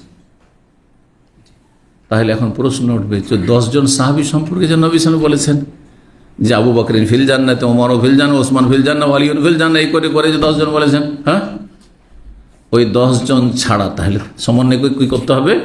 10 জন ছাড়া অন্য কোনো ব্যক্তি বেঁচে আছেন আর তার জীবদ্দশায় তিনি জান্নাতি, দুনিয়াতে চলাফেরা করছেন, এটা একমাত্র আব্দুল্লাহ বিন সালাম সম্পর্কে বলেছেন। এছাড়াও বেশ কিছু হাদিস অবশ্য আছে, কিন্তু প্রসিদ্ধ হাদিস যেটি সহিহ বুখারীতে সেটি এটি। জি, তো এগুলো তো আসলে সাধারণত দ্বন্দ্ব না, যে যেটা শুনেছে সেটা সেভাবে বর্ণনা করেছে। জরুরি নয় যে বর্ণনাকারী তিনি ওই হাদিসে শুনেছেন। আরে আপনাদের কাছে আমাদের কাছে সবগুলি হাদিস কালেকশন হয়ে কিতাবের আকারে চলে এসছে, আর অনেক পড়েছি, সেই জন্য বলতে পারছি। কিন্তু সেই যুগে ছড়িয়ে ছিটিয়ে কেউ 2, 3, 4টা হাদিস আছে, কেউ 10টা 20টা জানছে, কোনো কিতাবে লিখাও নাই, তাহলে তখন দিনের জ্ঞান অর্জন করা কত জটিল ছিল, বুঝছেন না? যে যেটা শুনেছে সেটাই বয়ান করেছে। জি, 6062 নম্বর হাদিস, হাদিস বর্ণনা করছে এখানে প্রশংসা, যেটা অধ্যায়ের সাথে, যে কারো সম্পর্কে নিশ্চিত যদি হন তাহলে প্রশংসা করা যাবে কি যাবে না? আব্দুল্লাহ বিন সালাম দুনিয়াতে চলাফেরা করেছে, রাসূল প্রশংসা করেছে, ও জান্নাতি। কিন্তু এখন বলা যাবে নাকি? নবী সাল্লাল্লাহু আলাইহি ওয়াসাল্লামের কাছে ওহী আসতো, আমার কাছে ওহী আসে, আমি যদি বলি একটা খুব ভালো মানুষ আপনাদের মধ্যে, মাশাআল্লাহ 25 বছর থেকে এখানে দিন শিখে নিয়মিত, বলে এই জান্নাতি, বলা যায়? হারাম কথা এটা। কোন লোক মারা গেছে, হ্যাঁ ঠিক আছে, মজলুম হয়ে মারা গেছে, কিন্তু তার সম্পর্কে নিশ্চিত হয়ে সে হচ্ছে শহীদ, বলা যাবে? ওহী যার উপর হয় সে বলতে পারি, আর ওহী একমাত্র রাসূল সাল্লাল্লাহু আলাইহি ওয়াসাল্লাম হয়েছে সর্বশেষ, আর ওহী দরজা খোলা নেই, সুতরাং এইভাবে বলা যাবে না। তবে বলতে পারেন আল্লাহর কাছে আশা করি তিনি শহীদ, অথবা আল্লাহর কাছে দোয়া করি আল্লাহ যেন তাকে শহীদের মর্যাদা দান, এটা ঠিক আছে। কিন্তু আপনার আমার কাছে এলেম নেই। ওয়ালা তাখফু মা লাইসা লাকা বিহি ইলম, আল্লাহ কোরআনে বলছেন যে সম্পর্কে তোমার সম্যক জ্ঞান নেই সে সম্পর্কে তুমি বলবে না কোনো কথা, মুখ খুলবে না। কারণ উল্টো হইলে আপনি ফেসে যাবেন। মিথ্যা কথা কেন বললে? আল্লাহ যদি তোমাকে বলার কি অধিকার দিল? আমি অধিকার দিয়েছিলাম সার্টিফিকেট দিবে তুমি? সার্টিফিকেট দেখেন, দাম্মাম ইউনিভার্সিটির সার্টিফিকেট যে বাংলাদেশে বসে বসে দেন চলবে? বাংলাদেশের ইসলামিক সেন্টারে বসে বসে দাম্মাম ইউনিভার্সিটি সার্টিফিকেট দিচ্ছি, চলবে না? জাল সার্টিফিকেট। তাহলে ভাই শহীদের সার্টিফিকেট রাসূলুল্লাহ সাল্লাল্লাহু আলাইহি ওয়াসাল্লাম দিবেন, সেটা যদি আপনি দিতে লাগি তো এটা জাল সার্টিফিকেট না? এরপরেও বুঝে আসে না? সার্টিফিকেট দেওয়ার অধিকার রাখে অথরিটি, হ্যাঁ, যাকে এই ক্ষমতা দেওয়া হয়েছে সে দিতে পারে। আর একমাত্র রাসূলুল্লাহ সাল্লাল্লাহু আলাইহি ওয়াসাল্লামকে এই জ্ঞান দেওয়া হয়েছে, ওহীর জ্ঞান দেওয়া হয়েছে যে কে শহীদ আল্লাহর কাছে মর্যাদা আমল নামায়, কে জান্নাতি আর কে জাহান্নামী। জি, আমাকে আপনাকে দেওয়া হয়নি। জি।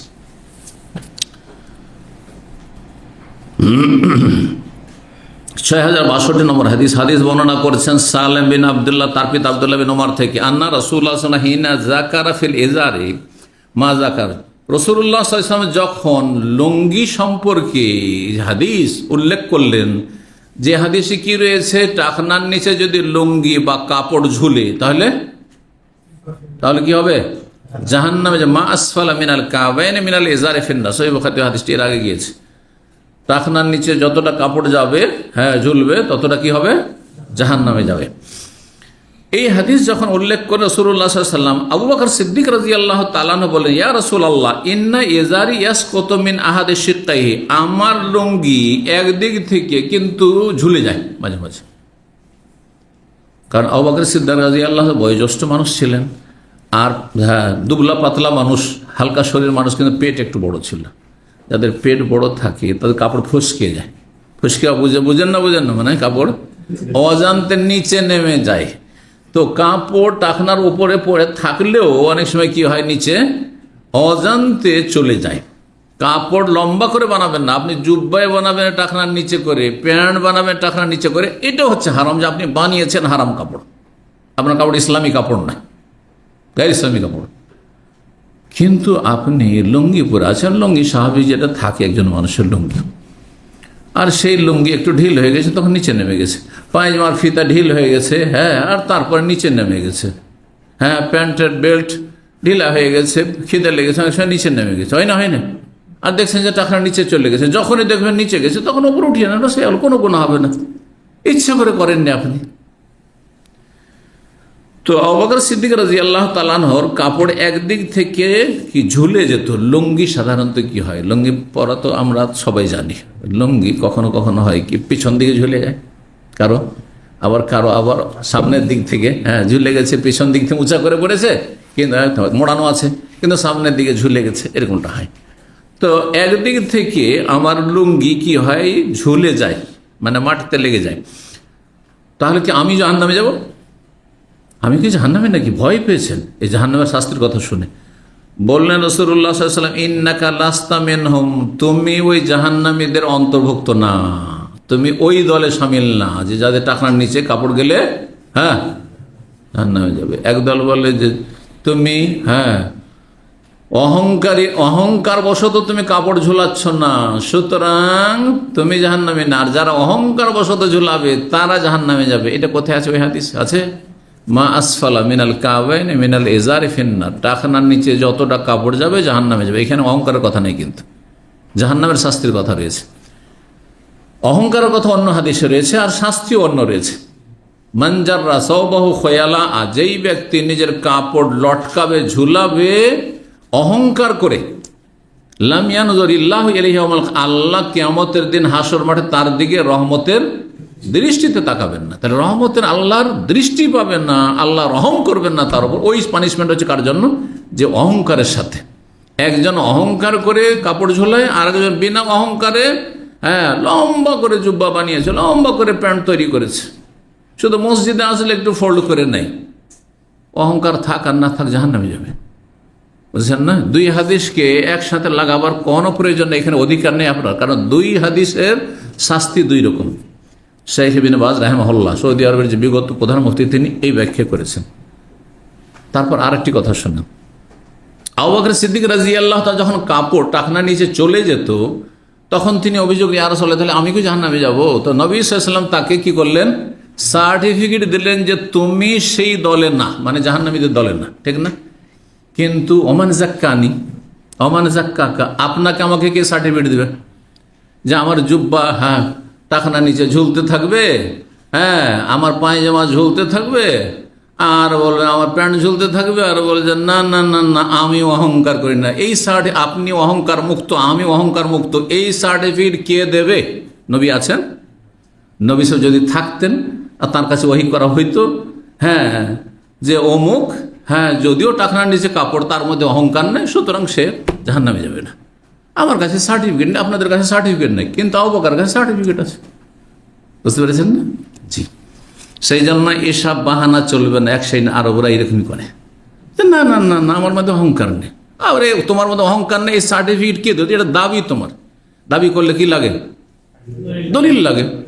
জমি আমার, দলিল নিয়ে আসো। আমি অহংকারী না, তো দলিল নিয়ে আসো। দলিল নবী সাল্লাল্লাহু আলাইহি সাল্লাম, কোরআন না হয় হাদিস, কোনখানে আছে যে তুমি অহংকারী না? বুঝা গেছে? সোজা উত্তর। জি।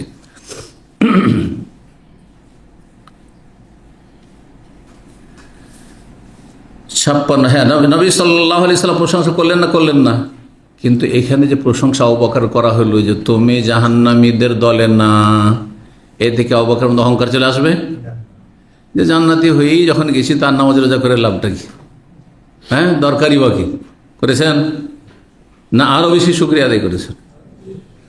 সেই জন্য সামনে প্রশংসা। কিন্তু যদি দেখা যায় যে এত প্রশংসা করে দিলেন যে আমি আমল টমল বাদিয়ে দিলাম, হয়ে গেছে, কাজ হয়ে গেছে, আমি পুল পার হয়ে, ব্রিজ পার হয়ে গেছি, না, তাহলে ফিতনা।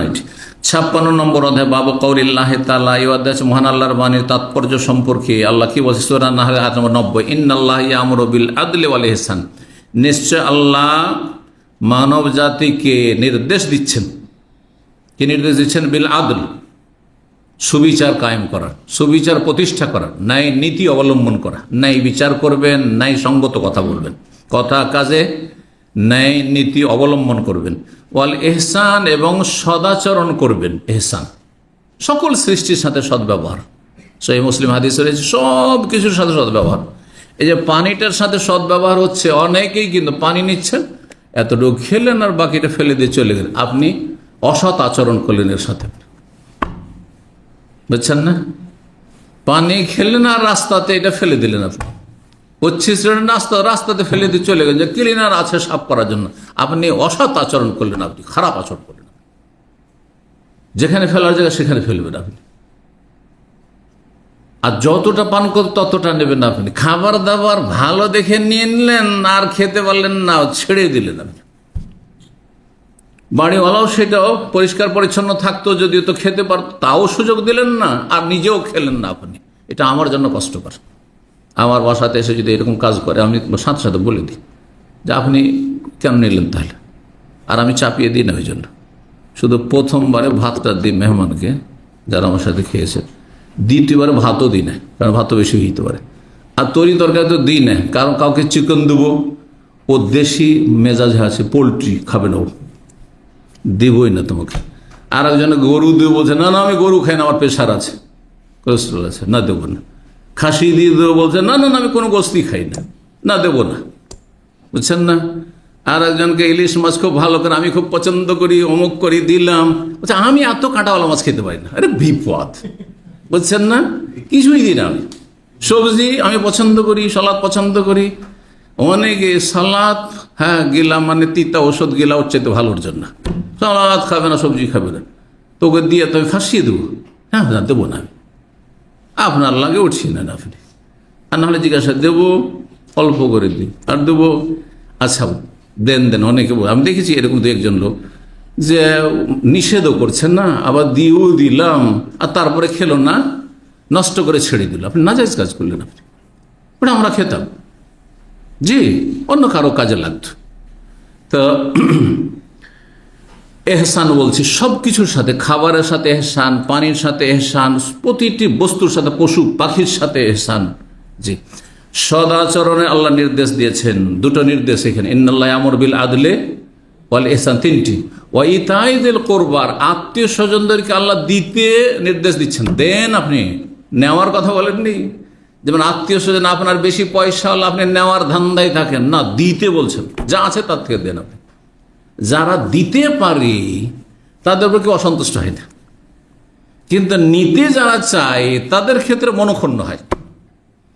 ধার দু চারবার কারো কাছে চেয়ে দেখেন, রাস্তায় দেখলেও টান দিবে, বলছেন না কি জানি আবার ফাঁসিয়ে না দেয়, জান না। আর জীবনে ধার চায়েন না, সবাই অফার করবে। জীবনে কারো সাথে ধার নিয়েন না, সবাই অফার করে। আমাকে অনেক লোক অফার করে। ছুটি গেলে এখন না, ওই 2002-এ এক ভাই একটু পয়সাওয়ালা ছিল, বিজনেসম্যান, মানে আজকালকার মতো ইনভেস্টার পয়সাওয়ালা না, ছোটোখাটো একটু ছিল। তো সে বলতো, শেখ আমি আপনাকে 5,000 রিয়াল দিই, জবরদস্তি আমাকে 5,000 রিয়াল দেবো। আমি নেবই না। আমি বলছেন না না, দেশে যান, কাজ দিবে, কিছু করবে না। আমি নিবই না, আমি জীবনে বদ অভ্যাস করবো না। বললাম আমি নিই। অথচ তখন আমার কাছে 5,000 রিয়াল ছিল না যে আমি 5,000 নিয়ে যেতে পারবো। 2002, জি। তারপর না, আমি পরের পয়সা নিয়ে গিয়ে আমি জমি কিনবো, আমি বাড়ি ঘর তৈরি করবো না। আমি একটি বাড়ি করেছি, 6 বছর লাগিয়েছি। এটা যে রাতারাতি বাড়ি তৈরি করে নেবো। যদি পরের টাকা নিয়ে ধার কর্জা করে করতাম তো 3 মাসে বাড়ি কমপ্লিট হয়ে যেত। আর তারপরে আস্তে ধীরে দিতে থাকতাম। আজকাল তো অনেকে জমি জায়গা কিনে নিচ্ছে, ধার কর্জা করে অনেক কিছু কিনে ফেললো, আর টাওয়ার তৈরি করলো, আস্তে ধীরে দিচ্ছে। আপনার টাকা না, ওর তো আর না। হ্যাঁ, আপনার কাঁধে পা দিয়েও বড় লোক হবে। বদ অভ্যাস এগুলো।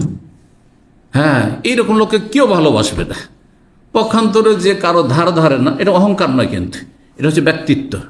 অহংকার আলাদা জিনিস, হ্যাঁ, আর ব্যক্তিত্ব আলাদা জিনিস। জি, আপনার ব্যক্তিত্ব থাকতে হবে যে আপনি অমুখাপেক্ষী, আল্লাহ ছাড়া কারো মুখাপেক্ষী আপনি নন। এটা যেন আপনার জীবনের লাইফে থাকে। আল্লাহ আমাদের সকলকে তৌফিক দান করেন, তাহলে মানুষ ভালোবাসবে। ওয়া ইতাইযিল কুরবা, আত্মীয়দেরকে দেন। আমি দেখেছি আত্মীয়দেরকে যদি দেন আর তাদের হিংসাও থাকে, হিংসার আগুন নিমিয়ে যাবে। বিদ্বেষও যদি থাকে, মনোমালিন্য থাকে, বা ভুল বুঝাবুঝি থাকে, দূরত্ব থাকে, কাছে যাবে। অন্তরকে আকৃষ্ট করতে চান, হ্যাঁ, মনকে জয় করতে চান, দিতে থাকে। হাদিয়া, উপঢৌকনের আকার, গিফটের আকারে হোক, গরিব হলে দান সাদকার আকারে হোক, একেবারে অভাবী একবারে জাকাত খাওয়ার মতো তো জাকাতের আকারে হোক, কিন্তু দেন আপনি, দেন আপনি। দিলে দেখবেন যে তাদের অন্তর খুলবে, প্রশস্ত হবে। আর যত দিবেন না তত বেশি অন্তর সংকুচিত হয়ে যাবে। হ্যাঁ, আপনার না ভালোবাসা থাকবে, হিংসা বিদ্বেষ কাজ, শত্রুতা কাজ করবে। আপনি অসুখ হলে ভালো হয়েছে। হ্যাঁ, আমাকে একটা পয়সাও দেয় না, সৌদি আরব থেকে আসে, একটা টুপি পর্যন্ত দেয় না। হ্যাঁ হ্যাঁ, কোনোদিন একটা খেজুরও দিল না, জমজমও কোনোদিন খাওয়াইল না। অসুখ হয়েছে, ভালো হয়েছে, যাক, যা খরচ করবো, লাখ লাখ টাকা খরচ করবো, বদ্ধ দিতে থাকবো আপনাকে। বুঝতে পারছেন না? জি, মানুষের স্বভাব এটি। ওয়াইতাইযিল, তিনটি তাহলে আল্লাহর হুকুম। এই আয়াত গুরুত্বপূর্ণ আয়াত। এই জন্য এই আয়াতটি প্রতিটি খুতবাতে সাধারণত পড়ে, আরব দেশেও পড়ে, আমাদের দেশেও মোটামুটি পড়ায় আয়াতটি। ইন্নাল্লাহ ইয়ামুরু বিল আদলি ওয়াল ইহসানি ওয়া ইতাইযিল কুরবা, তিনটি হুকুম। আর নিষেধাজ্ঞাও তিনটি। ওয়ায়ানহা আনিল ফাহশাই, অশ্লীল কথা কাজ থেকে আল্লাহ বারণ করছেন, নিষেধ করেছেন। ওয়াল মুনকারি, অন্যায় কথা কাজ থেকে আল্লাহ নিষেধ করছেন। ওয়াল বাগি, এবং সীমালঙ্ঘন, জুলম অত্যাচার করা, হ্যাঁ, বিদ্রোহমূলক কাজ করা থেকে আল্লাহ নিষেধ করছেন। কারণ এগুলোতে অশান্তি সৃষ্টি হয়। এগুলোতে আপনিও শান্তিতে থাকবেন না যে জালেম, আর যাদের জুলুম করে তারাও শান্তিতে থাকবেন। আপনি কি মনে করছেন যে আপনি জুলুম করে শান্তিতে থাকতে পারবেন? জালেমগুলো দেখেন কি অবস্থা হচ্ছে, কোথায় ছত্রভঙ্গ হয়ে গেছে, তাই না? তো জুলুম করেও শান্তিতে থাকা যায় না, আর জুলুম বরদাস্ত করলেও শান্তিতে থাকা যায় না। এই জন্য লা তাজলামুনা ওয়ালা তুজলামুন, কোরআনে কারীমের আল্লাহ নির্দেশ, সুদের বিধানের ক্ষেত্রে, হে সুদখোররা, তোমরা জুলুম করবে না, আর তোমাদের সাথে যেন জুলুম না করা হয়। মানে তোমাদের আসল পুঁজি যেটা ধার দিয়েছে ওইটাতে আবার 9-6 না করা হয়, ওটাতে আবার হাত ভারী না হয়, ওটা দিয়ে দিক। আপনার পাওনাটা ঠিক দিয়ে দিক। আপনি 10,000 রিয়াল দিয়েছেন, 10,000 রিয়াল দিয়ে দিক। কিন্তু আপনি 10,000 দিয়েছি, আমার টাকা কি, হ্যাঁ, বন্ধে এক শ্রেণীর, হ্যাঁ, সুদখোরগুলো কি বলে, হারামখোর কি বলে জানেন? আমার টাকা কি বাঞ্ঝা, বুঝেন বাঞ্ঝা শব্দটি, বুঝেন? আমার টাকা কি বাঞ্ঝা? টাকাটা যদি ব্যবসায় খাটাতেন তো বাড়তো না। হ্যাঁ, আপনি 10,000 রিয়াল 10,000 রিয়ালই দেবেন আপনি। হ্যাঁ, তখন ছিল হ্যাঁ, 1 রিয়ালে 20 টাকা 25 টাকা, এখন হয়ে গেছে 35 টাকা বা 33 টাকা, দেন বেশি করে। এই যদি আশা আকাঙ্ক্ষা থাকে তাহলে আপনি জালেম। আরও ওর কাছে আসল টাকাটা চাইছেন, ভাই তোমাকে যে 10,000 দিয়ে সেটা দাও, বলছে ভাই আচ্ছা দিচ্ছি, ওর সব কাজ হচ্ছে, কিন্তু আপনার টাকা দেওয়ার নসিব হচ্ছে না, তৌফিক হচ্ছে না, হতভাগা। তো আল্লাহ রাব্বুল আলামিন বলছেন না জালেম হবে না মাজলুম হবে, যে লা তাযলিমুনা ওয়া লা তুযলামুন। তারপরের আয়াত, কয়েকটি আয়াত রয়েছে এখানে, বলছেন ইন্নামা বাগিয়ুকুম আলা আনফুস, আল্লাহ বলছেন সূরা ইউনূসের আয়াত নম্বর 23, নিশ্চয় তোমাদের সীমালঙ্ঘন, তোমাদের অত্যাচার তোমাদের বিপক্ষে যাবে। যদি কেউ জুলম অত্যাচার করে, সীমালঙ্ঘন করো, তো হয়তো ভাবলে যে আমি কি করলাম, ওর ক্ষতি করলাম, হ্যাঁ, ওর উপরে অত্যাচার করলাম, ওকে পিষে দিলাম, দমন করলাম, কিন্তু এর পরিণাম হ্যাঁ তোমাকে ভুগতে হবে, আযাব, শাস্তি, কবরে জাহান্নামের শাস্তি। ঠিক, দুনিয়া তো শাস্তি, আজকের জালেম কালকে মজলুম। এক সময় যে জালেমরা ছিল আজকে তারা জুলমের শিকার। এক সময় যারা চাঁদাবাজি করেছে আজকাল চাঁদা না দিলে দেশে বাস করতে পারছে না, হ্যাঁ চাঁদা দিয়ে বাস করতে হচ্ছে, যে দাও আমাদের থাকতে দাও, কি লাগবে নাও। জি, ইন্নামা বাগিয়ুকুম আলা দুনিয়াতে এবং আখিরাতে। 3 নম্বর আয়াত সূরা হজর আয়াত নম্বর 60, সুম্মা বুগিয়া আলাইহি লা ইয়ানসুরাহুল্লাহ, যদি কারো ওপর সীমালঙ্ঘন করা হয়, অত্যাচার করা হয়, তাহলে ওই মজলুম নির্যাতিত ব্যক্তির অবশ্যই আল্লাহ সাহায্য করবেন। আপনার উপর যদি আজকে কেউ জুলুম করে, আপনি ভাবিয়েন না যে আল্লাহ আপনার সাথে নেই, আল্লাহ আপনার সাথে আছে। আজকে হোক, কালকে হোক, 10 বছর পরে হোক, আপনাকে আল্লাহ সাহায্য করবে। আল্লাহ আপনাকে লা ইয়ানসুরাহুল্লাহ, কিন্তু আল্লাহকে সন্তুষ্ট রাখতে হবে। এটা 5 ওয়াক্ত নামাজ পড়েন না, আপনি হারাম কাজ করছেন, আপনিও হারাম খাচ্ছেন, জুলমের শিকারও হচ্ছেন, তাহলে আপনার পানিশমেন্ট হচ্ছে, পাপের শাস্তি হচ্ছে আপনার। আপনি ভালো মানুষ হয়ে যান, আর আপনার উপর কেউ যদি জুলম অত্যাচার করে, আল্লাহ তাদেরকে ধ্বংস করবে, এতে কোনো সন্দেহ নেই এই আয়াত। তারপরে ইমাম বুখারী বলছেন ওয়াতারকে ইসারাতিশ শাররি আলা মুসলিমিন আও কাফির, কোন মুসলিম বা কাফেরদের বিপক্ষে কোন মন্দ বিষয়কে কি করা, উত্থাপন করা, মানে মুসলিম হোক আপনার বিপক্ষে অথবা কাফের হোক, যদি দেখেন যে এই বিষয়টি যদি এখানে উত্থাপন করি বা এই বিষয়টি নিয়ে নাড়াচাড়া করি, তাহলে এতে কি হবে, ক্ষতি হবে সমাজের, তাদেরও ক্ষতি হবে, আমাদেরও ক্ষতি হইতে পারে। তাহলে এই ধরনের বিষয়গুলোকে ধামাচাপা দিয়ে দিতে হবে। ধামাচাপা বুঝেন তো, হ্যাঁ, ঠান্ডা করে দিতে হবে। সমস্ত ইস্যুকে উঠানো যায় না, অনেক ইস্যুকে জানার পরেও কিসের জন্য, বৃহৎ স্বার্থে সেগুলোকে ঢেকে দিতে হয়, যে না এই বিষয়গুলি নিয়ে চর্চা করব না। রাসূলুল্লাহ সাল্লাল্লাহু আলাইহি সাল্লামের প্রতি যে জাদু করেছিল এক মুনাফিক ইহুদি বংশের মিত্র, সে কিন্তু মুনাফিক ছিল, কিন্তু খুব প্রসিদ্ধ সমাজে সেটা ইহুদি জাদু করেছে, ইহুদিরাই জাদু করেছে তাদের মিত্র একজন ব্যক্তি মুনাফিককে দিয়ে। 6063 নম্বর হাদিস বর্ণনা করেছেন মা আয়েশা রাদিয়াল্লাহু তাআলা। এই হাদিসে কিন্তু কয়েকবার হয়েছে, সুতরাং সংক্ষেপে আমরা এগিয়ে দিই। বলছেন মা আয়েশা, মাকাসান নবী সাল্লাল্লাহু আলাইহি ওয়াসাল্লাম কাযা ওয়া কাযা, নবী সাল্লাল্লাহু আলাইহি ওয়াসাল্লাম এতদিন পর্যন্ত এই অবস্থায় থাকলেন, মানে জাদুগ্রস্ত থাকলেন প্রায় 6 মাস। নবী সাল্লাল্লাহু আলাইহি ওয়াসাল্লামকে জাদু হওয়ার পরে, জাদুতে আক্রান্ত হওয়ার পরে 6 মাস অসুস্থ ছিলেন, এবং এত মারাত্মক অসুস্থ হয়ে গেছেন শারীরিকভাবে, ইউখাইয়ালু ইলাইহি আন্নাহু ইয়াতি আহলা ওয়া লা ইয়াতি, তার ধারণা হইতো, ইউখাইয়ালু খেয়াল থেকে, খেয়াল কথাটি কিন্তু বাংলায় ব্যবহার হয়, তাই না? খেয়াল কথাটি আরবি কিন্তু শব্দটি, এই যে ইউখাইয়াল, তার খেয়াল হইতো, মানে ধারণা হইতো, এরকম ভ্রম হইতো, আন্নাহু ইয়াতি আহলা, যে তিনি স্ত্রীর সাথে মিলিত হয়েছেন, অথচ সেটা হয়নি। হ্যাঁ, মানে ভ্রম হইতো যে আমার মিলন হয়ে গেছে। আবার ব্যাখ্যা হতে পারে যে স্ত্রীর সাথে মিলনে অক্ষম হয়ে যেতেন, এটা ব্যাখ্যা হইতে পারে। এই কিছু কিছু জাদু আছে, এক বিশেষ বিশেষ অঙ্গের ওপর জাদু অ্যাটাক করে, কারো ব্রেনের উপর আক্রমণ করে, তখন পাগলের মতো হয়ে যায়, কারো শরীরের উপর আক্রমণ করে, গোটা শরীর আগুনের মতো জ্বলছে। অনেকে কিন্তু অভিযোগ করেন যে এইরকম হচ্ছে আমাদের রোগীর। হ্যাঁ, কোনো রকমের রোগ ধরা পড়ে না তার সমস্ত টেস্টে, কিন্তু গোটা শরীর আগুনের মতো দাউ দাউ করে জ্বলছে, মনে হয় ছটপট করছে, ঘুম আসে না, স্থির থাকতে পারে না। আবার কারো হার্টের ওপর জাদু হইতে পারে, কারো কোনো বিশেষ অঙ্গের হাতের ওপর, পায়ের ওপর হইতে পারে, চোখের ওপর হইতে পারে, অঙ্গহানি হইতে পারে, চোখ কানা হয়ে গেল, অথবা কানের ওপর হইল, জবার বাকশক্তি, বোবা হয়ে গেল। আবার কখনো কখনো যৌনাঙ্গের উপর হইতে পারে, গুপ্তাঙ্গের উপর হইতে পারে, পুরুষত্ব যে রয়েছে তার উপর হইতে পারে। জি, সব বিবাহ সুস্থ মানুষ ছিল, কিন্তু বিবাহ করে স্ত্রীর কাছে যেতে পারছে না, স্ত্রীকে সন্তুষ্ট করতে পারছে না, জাদু করা হয়েছে তার উপর। বিভিন্ন রকমের জাদু হয়। তো নবী সাল্লাল্লাহু আলাইহি ওয়াসাল্লামের উপর এই ধরনের একটা জাদু ছিল। কালাত আয়েশা বলছেন, ফাকাল আলী জাতা ইয়াউমিন, এইরকম জাদুগ্রস্ত অবস্থায় অসুস্থ ছিলেন। একদিন বললেন আমাকে, হে আয়েশা শোনো, ইন্নাল্লাহ তাআলা আফতানি ফিম আমরিন, বিশেষ বিষয়ে, মানে এই বিষয়ে আল্লাহ আমাকে জানিয়ে দিয়েছেন, আমাকে জ্ঞাত করে দিয়েছেন। কি? ইস্তাফতাই তৌফি, আল্লাহর কাছে আমি জানতে চেয়েছিলাম যে আল্লাহ আমার কি হয়েছে, আমার এইরকম সমস্যা কেন, কি হয়েছে, আল্লাহ তুমি আমাকে জানিয়ে দাও। আল্লাহ আমাকে জানিয়ে দিয়েছে। কিভাবে? স্বপ্নযোগে। নবী সাল্লাল্লাহু আলাইহি ওয়াসাল্লামের একটি ওহীর পদ্ধতি ছিল কি? স্বপ্ন।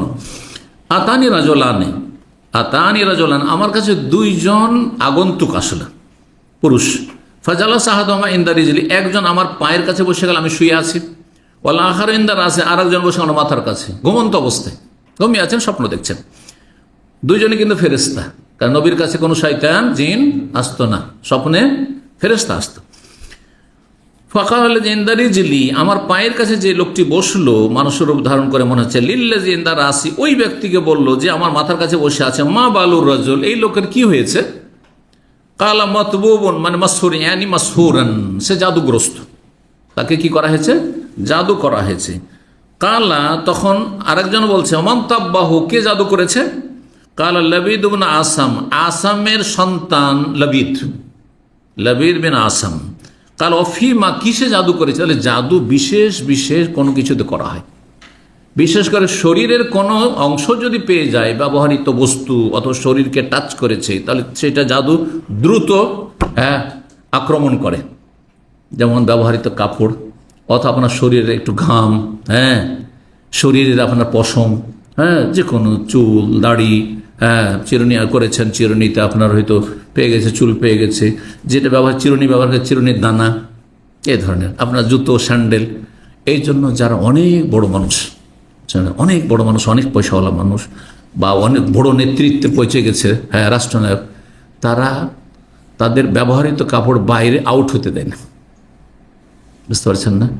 কারণ এটা অন্য কাউকে দিলে ওদের দুশ্মন অনেক আছে, জাদু করে দিতে পারে। তাহলে ফিমা, কিসে জাদু করেছে? তাহলে ফি জুফে তালাতিন যাকারিন, পুরুষ খেজুর গাছের। তাহলে খেজুর গাছে কি হয়? নর নারী হয়। গাছেরও কি আছে? নর আর মাদি বুঝেন না আপনারা? মাদি বুঝেন, নর মাদি? তাহলে তো বুঝছেন, মাশাআল্লাহ। নর আর মাদি তাতেও আছে, মানে পুরুষ আর আপনার স্ত্রীও আছে। পুরুষ খেজুর গাছের খোসাতে জাদু করেছে। আর কিসে? সেটাকে তাতে ব্যবহার করেছে মুস্তিন মানে হচ্ছে চিরুনির একটা টুকরো, চিরুনির দানাগুলো, চিরুনির যে দানাগুলো রয়েছে, ওই চিরুনির দানা এক দুটো ব্যবহার করেছে। মশা তাতিন, এবং চিরুনিতে যেসব চুলগুলি উঠে আসে, সেই চুলগুলি ব্যবহার করা হয়েছে। কোথায় সেটাকে রাখা হয়েছে? বলছে তাহতা রাউফাতিন ফি বিরে জারওয়ান নামক কূপে একটি পাথরের তলায় চাপা দিয়ে রাখা হয়েছে। রাউফাতন মানে হাজার, পাথরের নিচে। কিভাবে জাদু করে চিন্তা করেন। ওহী না হইলে জানা সম্ভব বা উদ্ধার করা সম্ভব। খুব সহজ উপায় জাদুর প্রতিক্রিয়াকে নষ্ট করার, সেটা যদি পেয়ে যান, কিন্তু সাধারণত পাওয়া যায় না, কারণ আমরা তো গায়েব জানি না কোথায় দাফন করা আছে, যার ফলে সমস্যা আমাদের বেড়ে যায় যখন কেউ জাদুগ্রস্ত হয়ে যায়। কিন্তু জাদুগ্রস্ত হওয়ার আগে, জাদুতে আক্রান্ত হওয়ার আগে আপনার প্রতিরক্ষামূলক অনেক ব্যবস্থা আছে। 5 টাইম নামাজ পড়া, নামাজের টাইম পার হয়ে চলেছে, ঘুমিয়ে না থাকা, না পাক অবস্থায় গোসল ফরজ স্বপ্ন দোষ হয়ে আছে, বা গোসল ফরজ যাচা দিলেন সূর্য উঠিয়ে, দিলেন সূর্য ডুবিয়ে, মাগরিবের সময় ঘুমিয়ে থেকে গেলেন, এশার সময় উঠছেন না, এরকম করবেন না। বাড়িতে ছবি, প্রাণীর ছবি, এগুলো যেন না থাকে। আপনি ঘুমাচ্ছেন কিন্তু ব্লু ফিল্ম দেখছেন আর ঘুমাচ্ছেন আপনি, দেখতে দেখতে ঘুমিয়ে গেলেন, অথবা এমনি দেখছেন আপনি, তাহলে শয়তান সত্য। এইগুলো ছিদ্র, এই ছিদ্রগুলি দিয়ে জাদুকররা জাদু করার সুযোগ পেয়ে যায়, শয়তান তখন ঢোকার সুযোগ পায়, নাহলে শয়তান সুযোগ পায় না। সকাল সন্ধ্যার জিকির আজকার করেন, 5 ওয়াক্ত সালাতে পরে জিকির আজকার করেন, বাড়ি থেকে বেরোবেন জিকির আজকার দোয়া পড়বেন, গাড়িতে চড়বেন দোয়া পড়বেন, যে কোনো যা নামবেন আউযুবিল কালিমাতিল্লাহ তাম্মাতি মিন শাররি মা খালাক পড়বেন, দেখবেন জাদুর কোনো প্রতিক্রিয়া আপনার হবে না, যতই চেষ্টা করবো না কেন। শত্রু আমাদের অনেক আছে, কিন্তু করতে পারবে না ইনশাআল্লাহ। কিন্তু যদি আল্লাহর ফয়সালা কোনোদিন ভুলে গেছেন, আপনি বসে থাকতে থাকতে ঘুমিয়ে গেছেন, শুয়ে থাকতে থাকতে মোবাইল দেখছেন ঘুমিয়ে গেছেন, অনেকেই বেশিরভাগ লোক আজকাল এরকম করছেন, মোবাইল দেখতে দেখতে ঘুমিয়ে গেলেন, দোয়া জিকির আজকারই পড়লেন না, তখন জাদুকর অ্যাটাক করে দিল। জেনারেলি আছে কি করে এই লোকটাকে অ্যাটাক করা যায়, আল্লাহ হেফাজত করুক। নবী সাল্লাল্লাহু আলাইহি ওয়াসাল্লাম আসলেন তখন ওই কূপের কাছে কয়েকজন সাহাবীকে নিয়ে, আর বলে হাযাল বীর আল্লাতী উরিতুহা, এই কূপ আমাকে স্বপ্নেও দেখানো হয়েছে, স্বপ্নে দেখা যায় এই মুখ কূপে আছে, জারওয়ান নামক কূপে। কান্না রউস নাখলিহা রউসু শায়াতিন, সেই কূপ যেখানে ছিল সেটা একটা বাগানে ছিল, সেই বাগানের খেজুর গাছের অপর ভাগ অগ্রভাগগুলি শয়তানের মাথার মতো ভয়ঙ্কর দেখতে। শয়তানের মাথার সাথে কেন তুলনা করা হয়েছে? শয়তানের নাম শোনা মানে শয়তান দেখতে সুন্দর নাকি না বিকট? হ্যাঁ, ভয়ঙ্কর, তাই না? তো দেখেই ভয় লাগছে, জি দেখেই ভয় লাগছে, কারণ এখানে এমন মারাত্মক জাদু এই বাগানের ভিতরে দাফন করা আছে যে বাগানের খেজুরের গাছগুলো দেখলে ভয়ঙ্কর লাগে জানা। মানে এই জাদুর প্রতিক্রিয়া বাগানও মানে আপনার প্রকাশ পেয়েছে। ওয়াকান্না মাহা, আর ওই কূপের পানি ওই যে জাদু করা আছে তার প্রতিক্রিয়াতে কি হয়েছে যেন তার পানির রং নোকা আতাল হেন্না, মেহেদি ভিজা পানির মতো হয়েছে। মেহেদি ভিজিয়ে রাখলে যেমন লাল হয়ে থাকে ওই রকম লাল হয়েছে পানি। সাধারণত পানি লাল হওয়ার কথা নয়, কিন্তু জাদুর প্রতিক্রিয়া। ফামারা বেহি নবী সাল্লাল্লাহু আলাইহি সাল্লাম নির্দেশ দিলেন সাহাবায়ে কেরামদেরকে যে এটা বের করো, পাথরের তলা থেকে বের করে নিয়ে আসো। উখরিজা, বের করা হলো, তারপরে সেটাকে দাফন করে দেওয়া হলো, জাদু নষ্ট করে দিয়ে দাফন করা হয়েছিল। 11টি তাতে গিরা লাগানো ছিল, গিরা লাগিয়েছে আর জাদু করেছে, গিরা লাগিয়েছে, মন্ত্র পড়েছে, জাদুর মন্ত্র পড়েছে আর গিরা লাগিয়েছে ওই চুলগুলিতে। অন্য হাদিসে রয়েছে, সিরাতের কিতাবেতে রয়েছে। 11টি আয়াত আল্লাহ নাজেল করলেন, কোথায়? সূরা ফালাক আর নাস।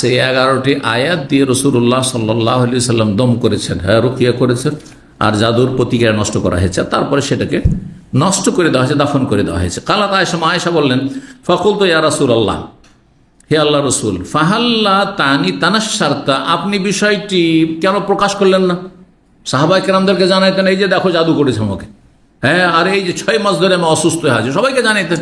আচ্ছা, সবাইকে জানালে কি হতো? মদিনায় যে বংশের লোক জাদু করেছে সে বংশের সব মার খেত না, আর একে তো গিয়ে সাথে সাথে হত্যা করতো, ঠিক না? হ্যাঁ, এইরকম পরিস্থিতি যেন না তৈরি হয়, বিশৃঙ্খলার পরিস্থিতি। এই জন্য নবী সাল্লাল্লাহু আলাইহি সাল্লাম এটাকে গোপনে চুপচাপ রেখে দিন, অথচ নামটাও জানতে পেরেছিলেন এই ওহির মাধ্যমে, স্বপ্নের মাধ্যমে, যে লাবিদ ইবনে আসাম মুনাফিক জাদু করেছে। আপনি প্রচার কেন করলেন না, বিষয়টি প্রকাশ কেন করলেন না, গোপন কেন রাখলেন? মা আয়েশা বলছে, ফাকালান নবী সাল্লাল্লাহু আলাইহি ওয়াসাল্লাম, বলে আমা ওয়াল্লাহি, শোনো, আল্লাহর কসম করেছে, ফাকাদ শাফানি, আল্লাহ আমাকে আরোগ্য দান করেছেন, ভালো করে দিয়েছেন। ওয়া আম্মা আনা, আমি ব্যক্তিগত, ফাআকরাহু, আমি এটা অপছন্দ করি, আন ওসিরা আলা নাসি শাররা, যে মানব সমাজে আমি কোনো অনিষ্ট তৈরি করব, অশান্তি তৈরি করব, অশান্তি চাই না, কারণ এখানে অশান্তি বিরাজ করবে। কালাত, মা আয়েশা বলছেন, লাবিদ বিন আসাম, যে এই লোকটি, রাজুলুম মিন বানি জোরাইক গোত্রের জনৈক ব্যক্তি, হালিফুন লিল ইয়াহুদ, ইয়াহুদ বংশের সে মিত্র ছিল, হ্যাঁ, দোস্তির কারণে, বন্ধুত্বের কারণে কাফেরদের পক্ষ থেকে কাজ, কাফেরদের স্বার্থে কাজ করে। আজও মুসলিম সমাজে অনেক মুনাফিক আছে, মুসলিম দেশে বসবাস করে, মুসলিম দেশের বিরুদ্ধে নাশকতামূলক কাজ করার ক্ষেত্রে পাশের বা অন্য কোনো দেশের গোয়েন্দাগিরি করে, পয়সার স্বার্থে অথবা দুনিয়ার স্বার্থে, গদির স্বার্থে, ক্ষমতার স্বার্থে, অথবা বড় কোনো টোপ দেওয়া হয়েছে এইরকম দুনিয়ার স্বার্থে, অথবা মুনাফিক কপট সেই জন্য, হ্যাঁ, আসলে তার ভালোবাসা মুসলিম ভাই বোনদের সাথে নেই, মুসলিম দেশের সাথে নেই, বরং কাফেরদের সাথে রয়েছে, বাস্তব। জি, এখানেই আজকের আলোচনা শেষ করছি। ওয়া জাযাকুমুল্লাহু খাইরান। সুবহানা রাব্বিকা রাব্বিল ইজ্জাতি আম্মা ইয়াসিফুন ওয়া সালামুন আলাল মুরসালিন ওয়াল হামদুলিল্লাহি রাব্বিল আলামিন।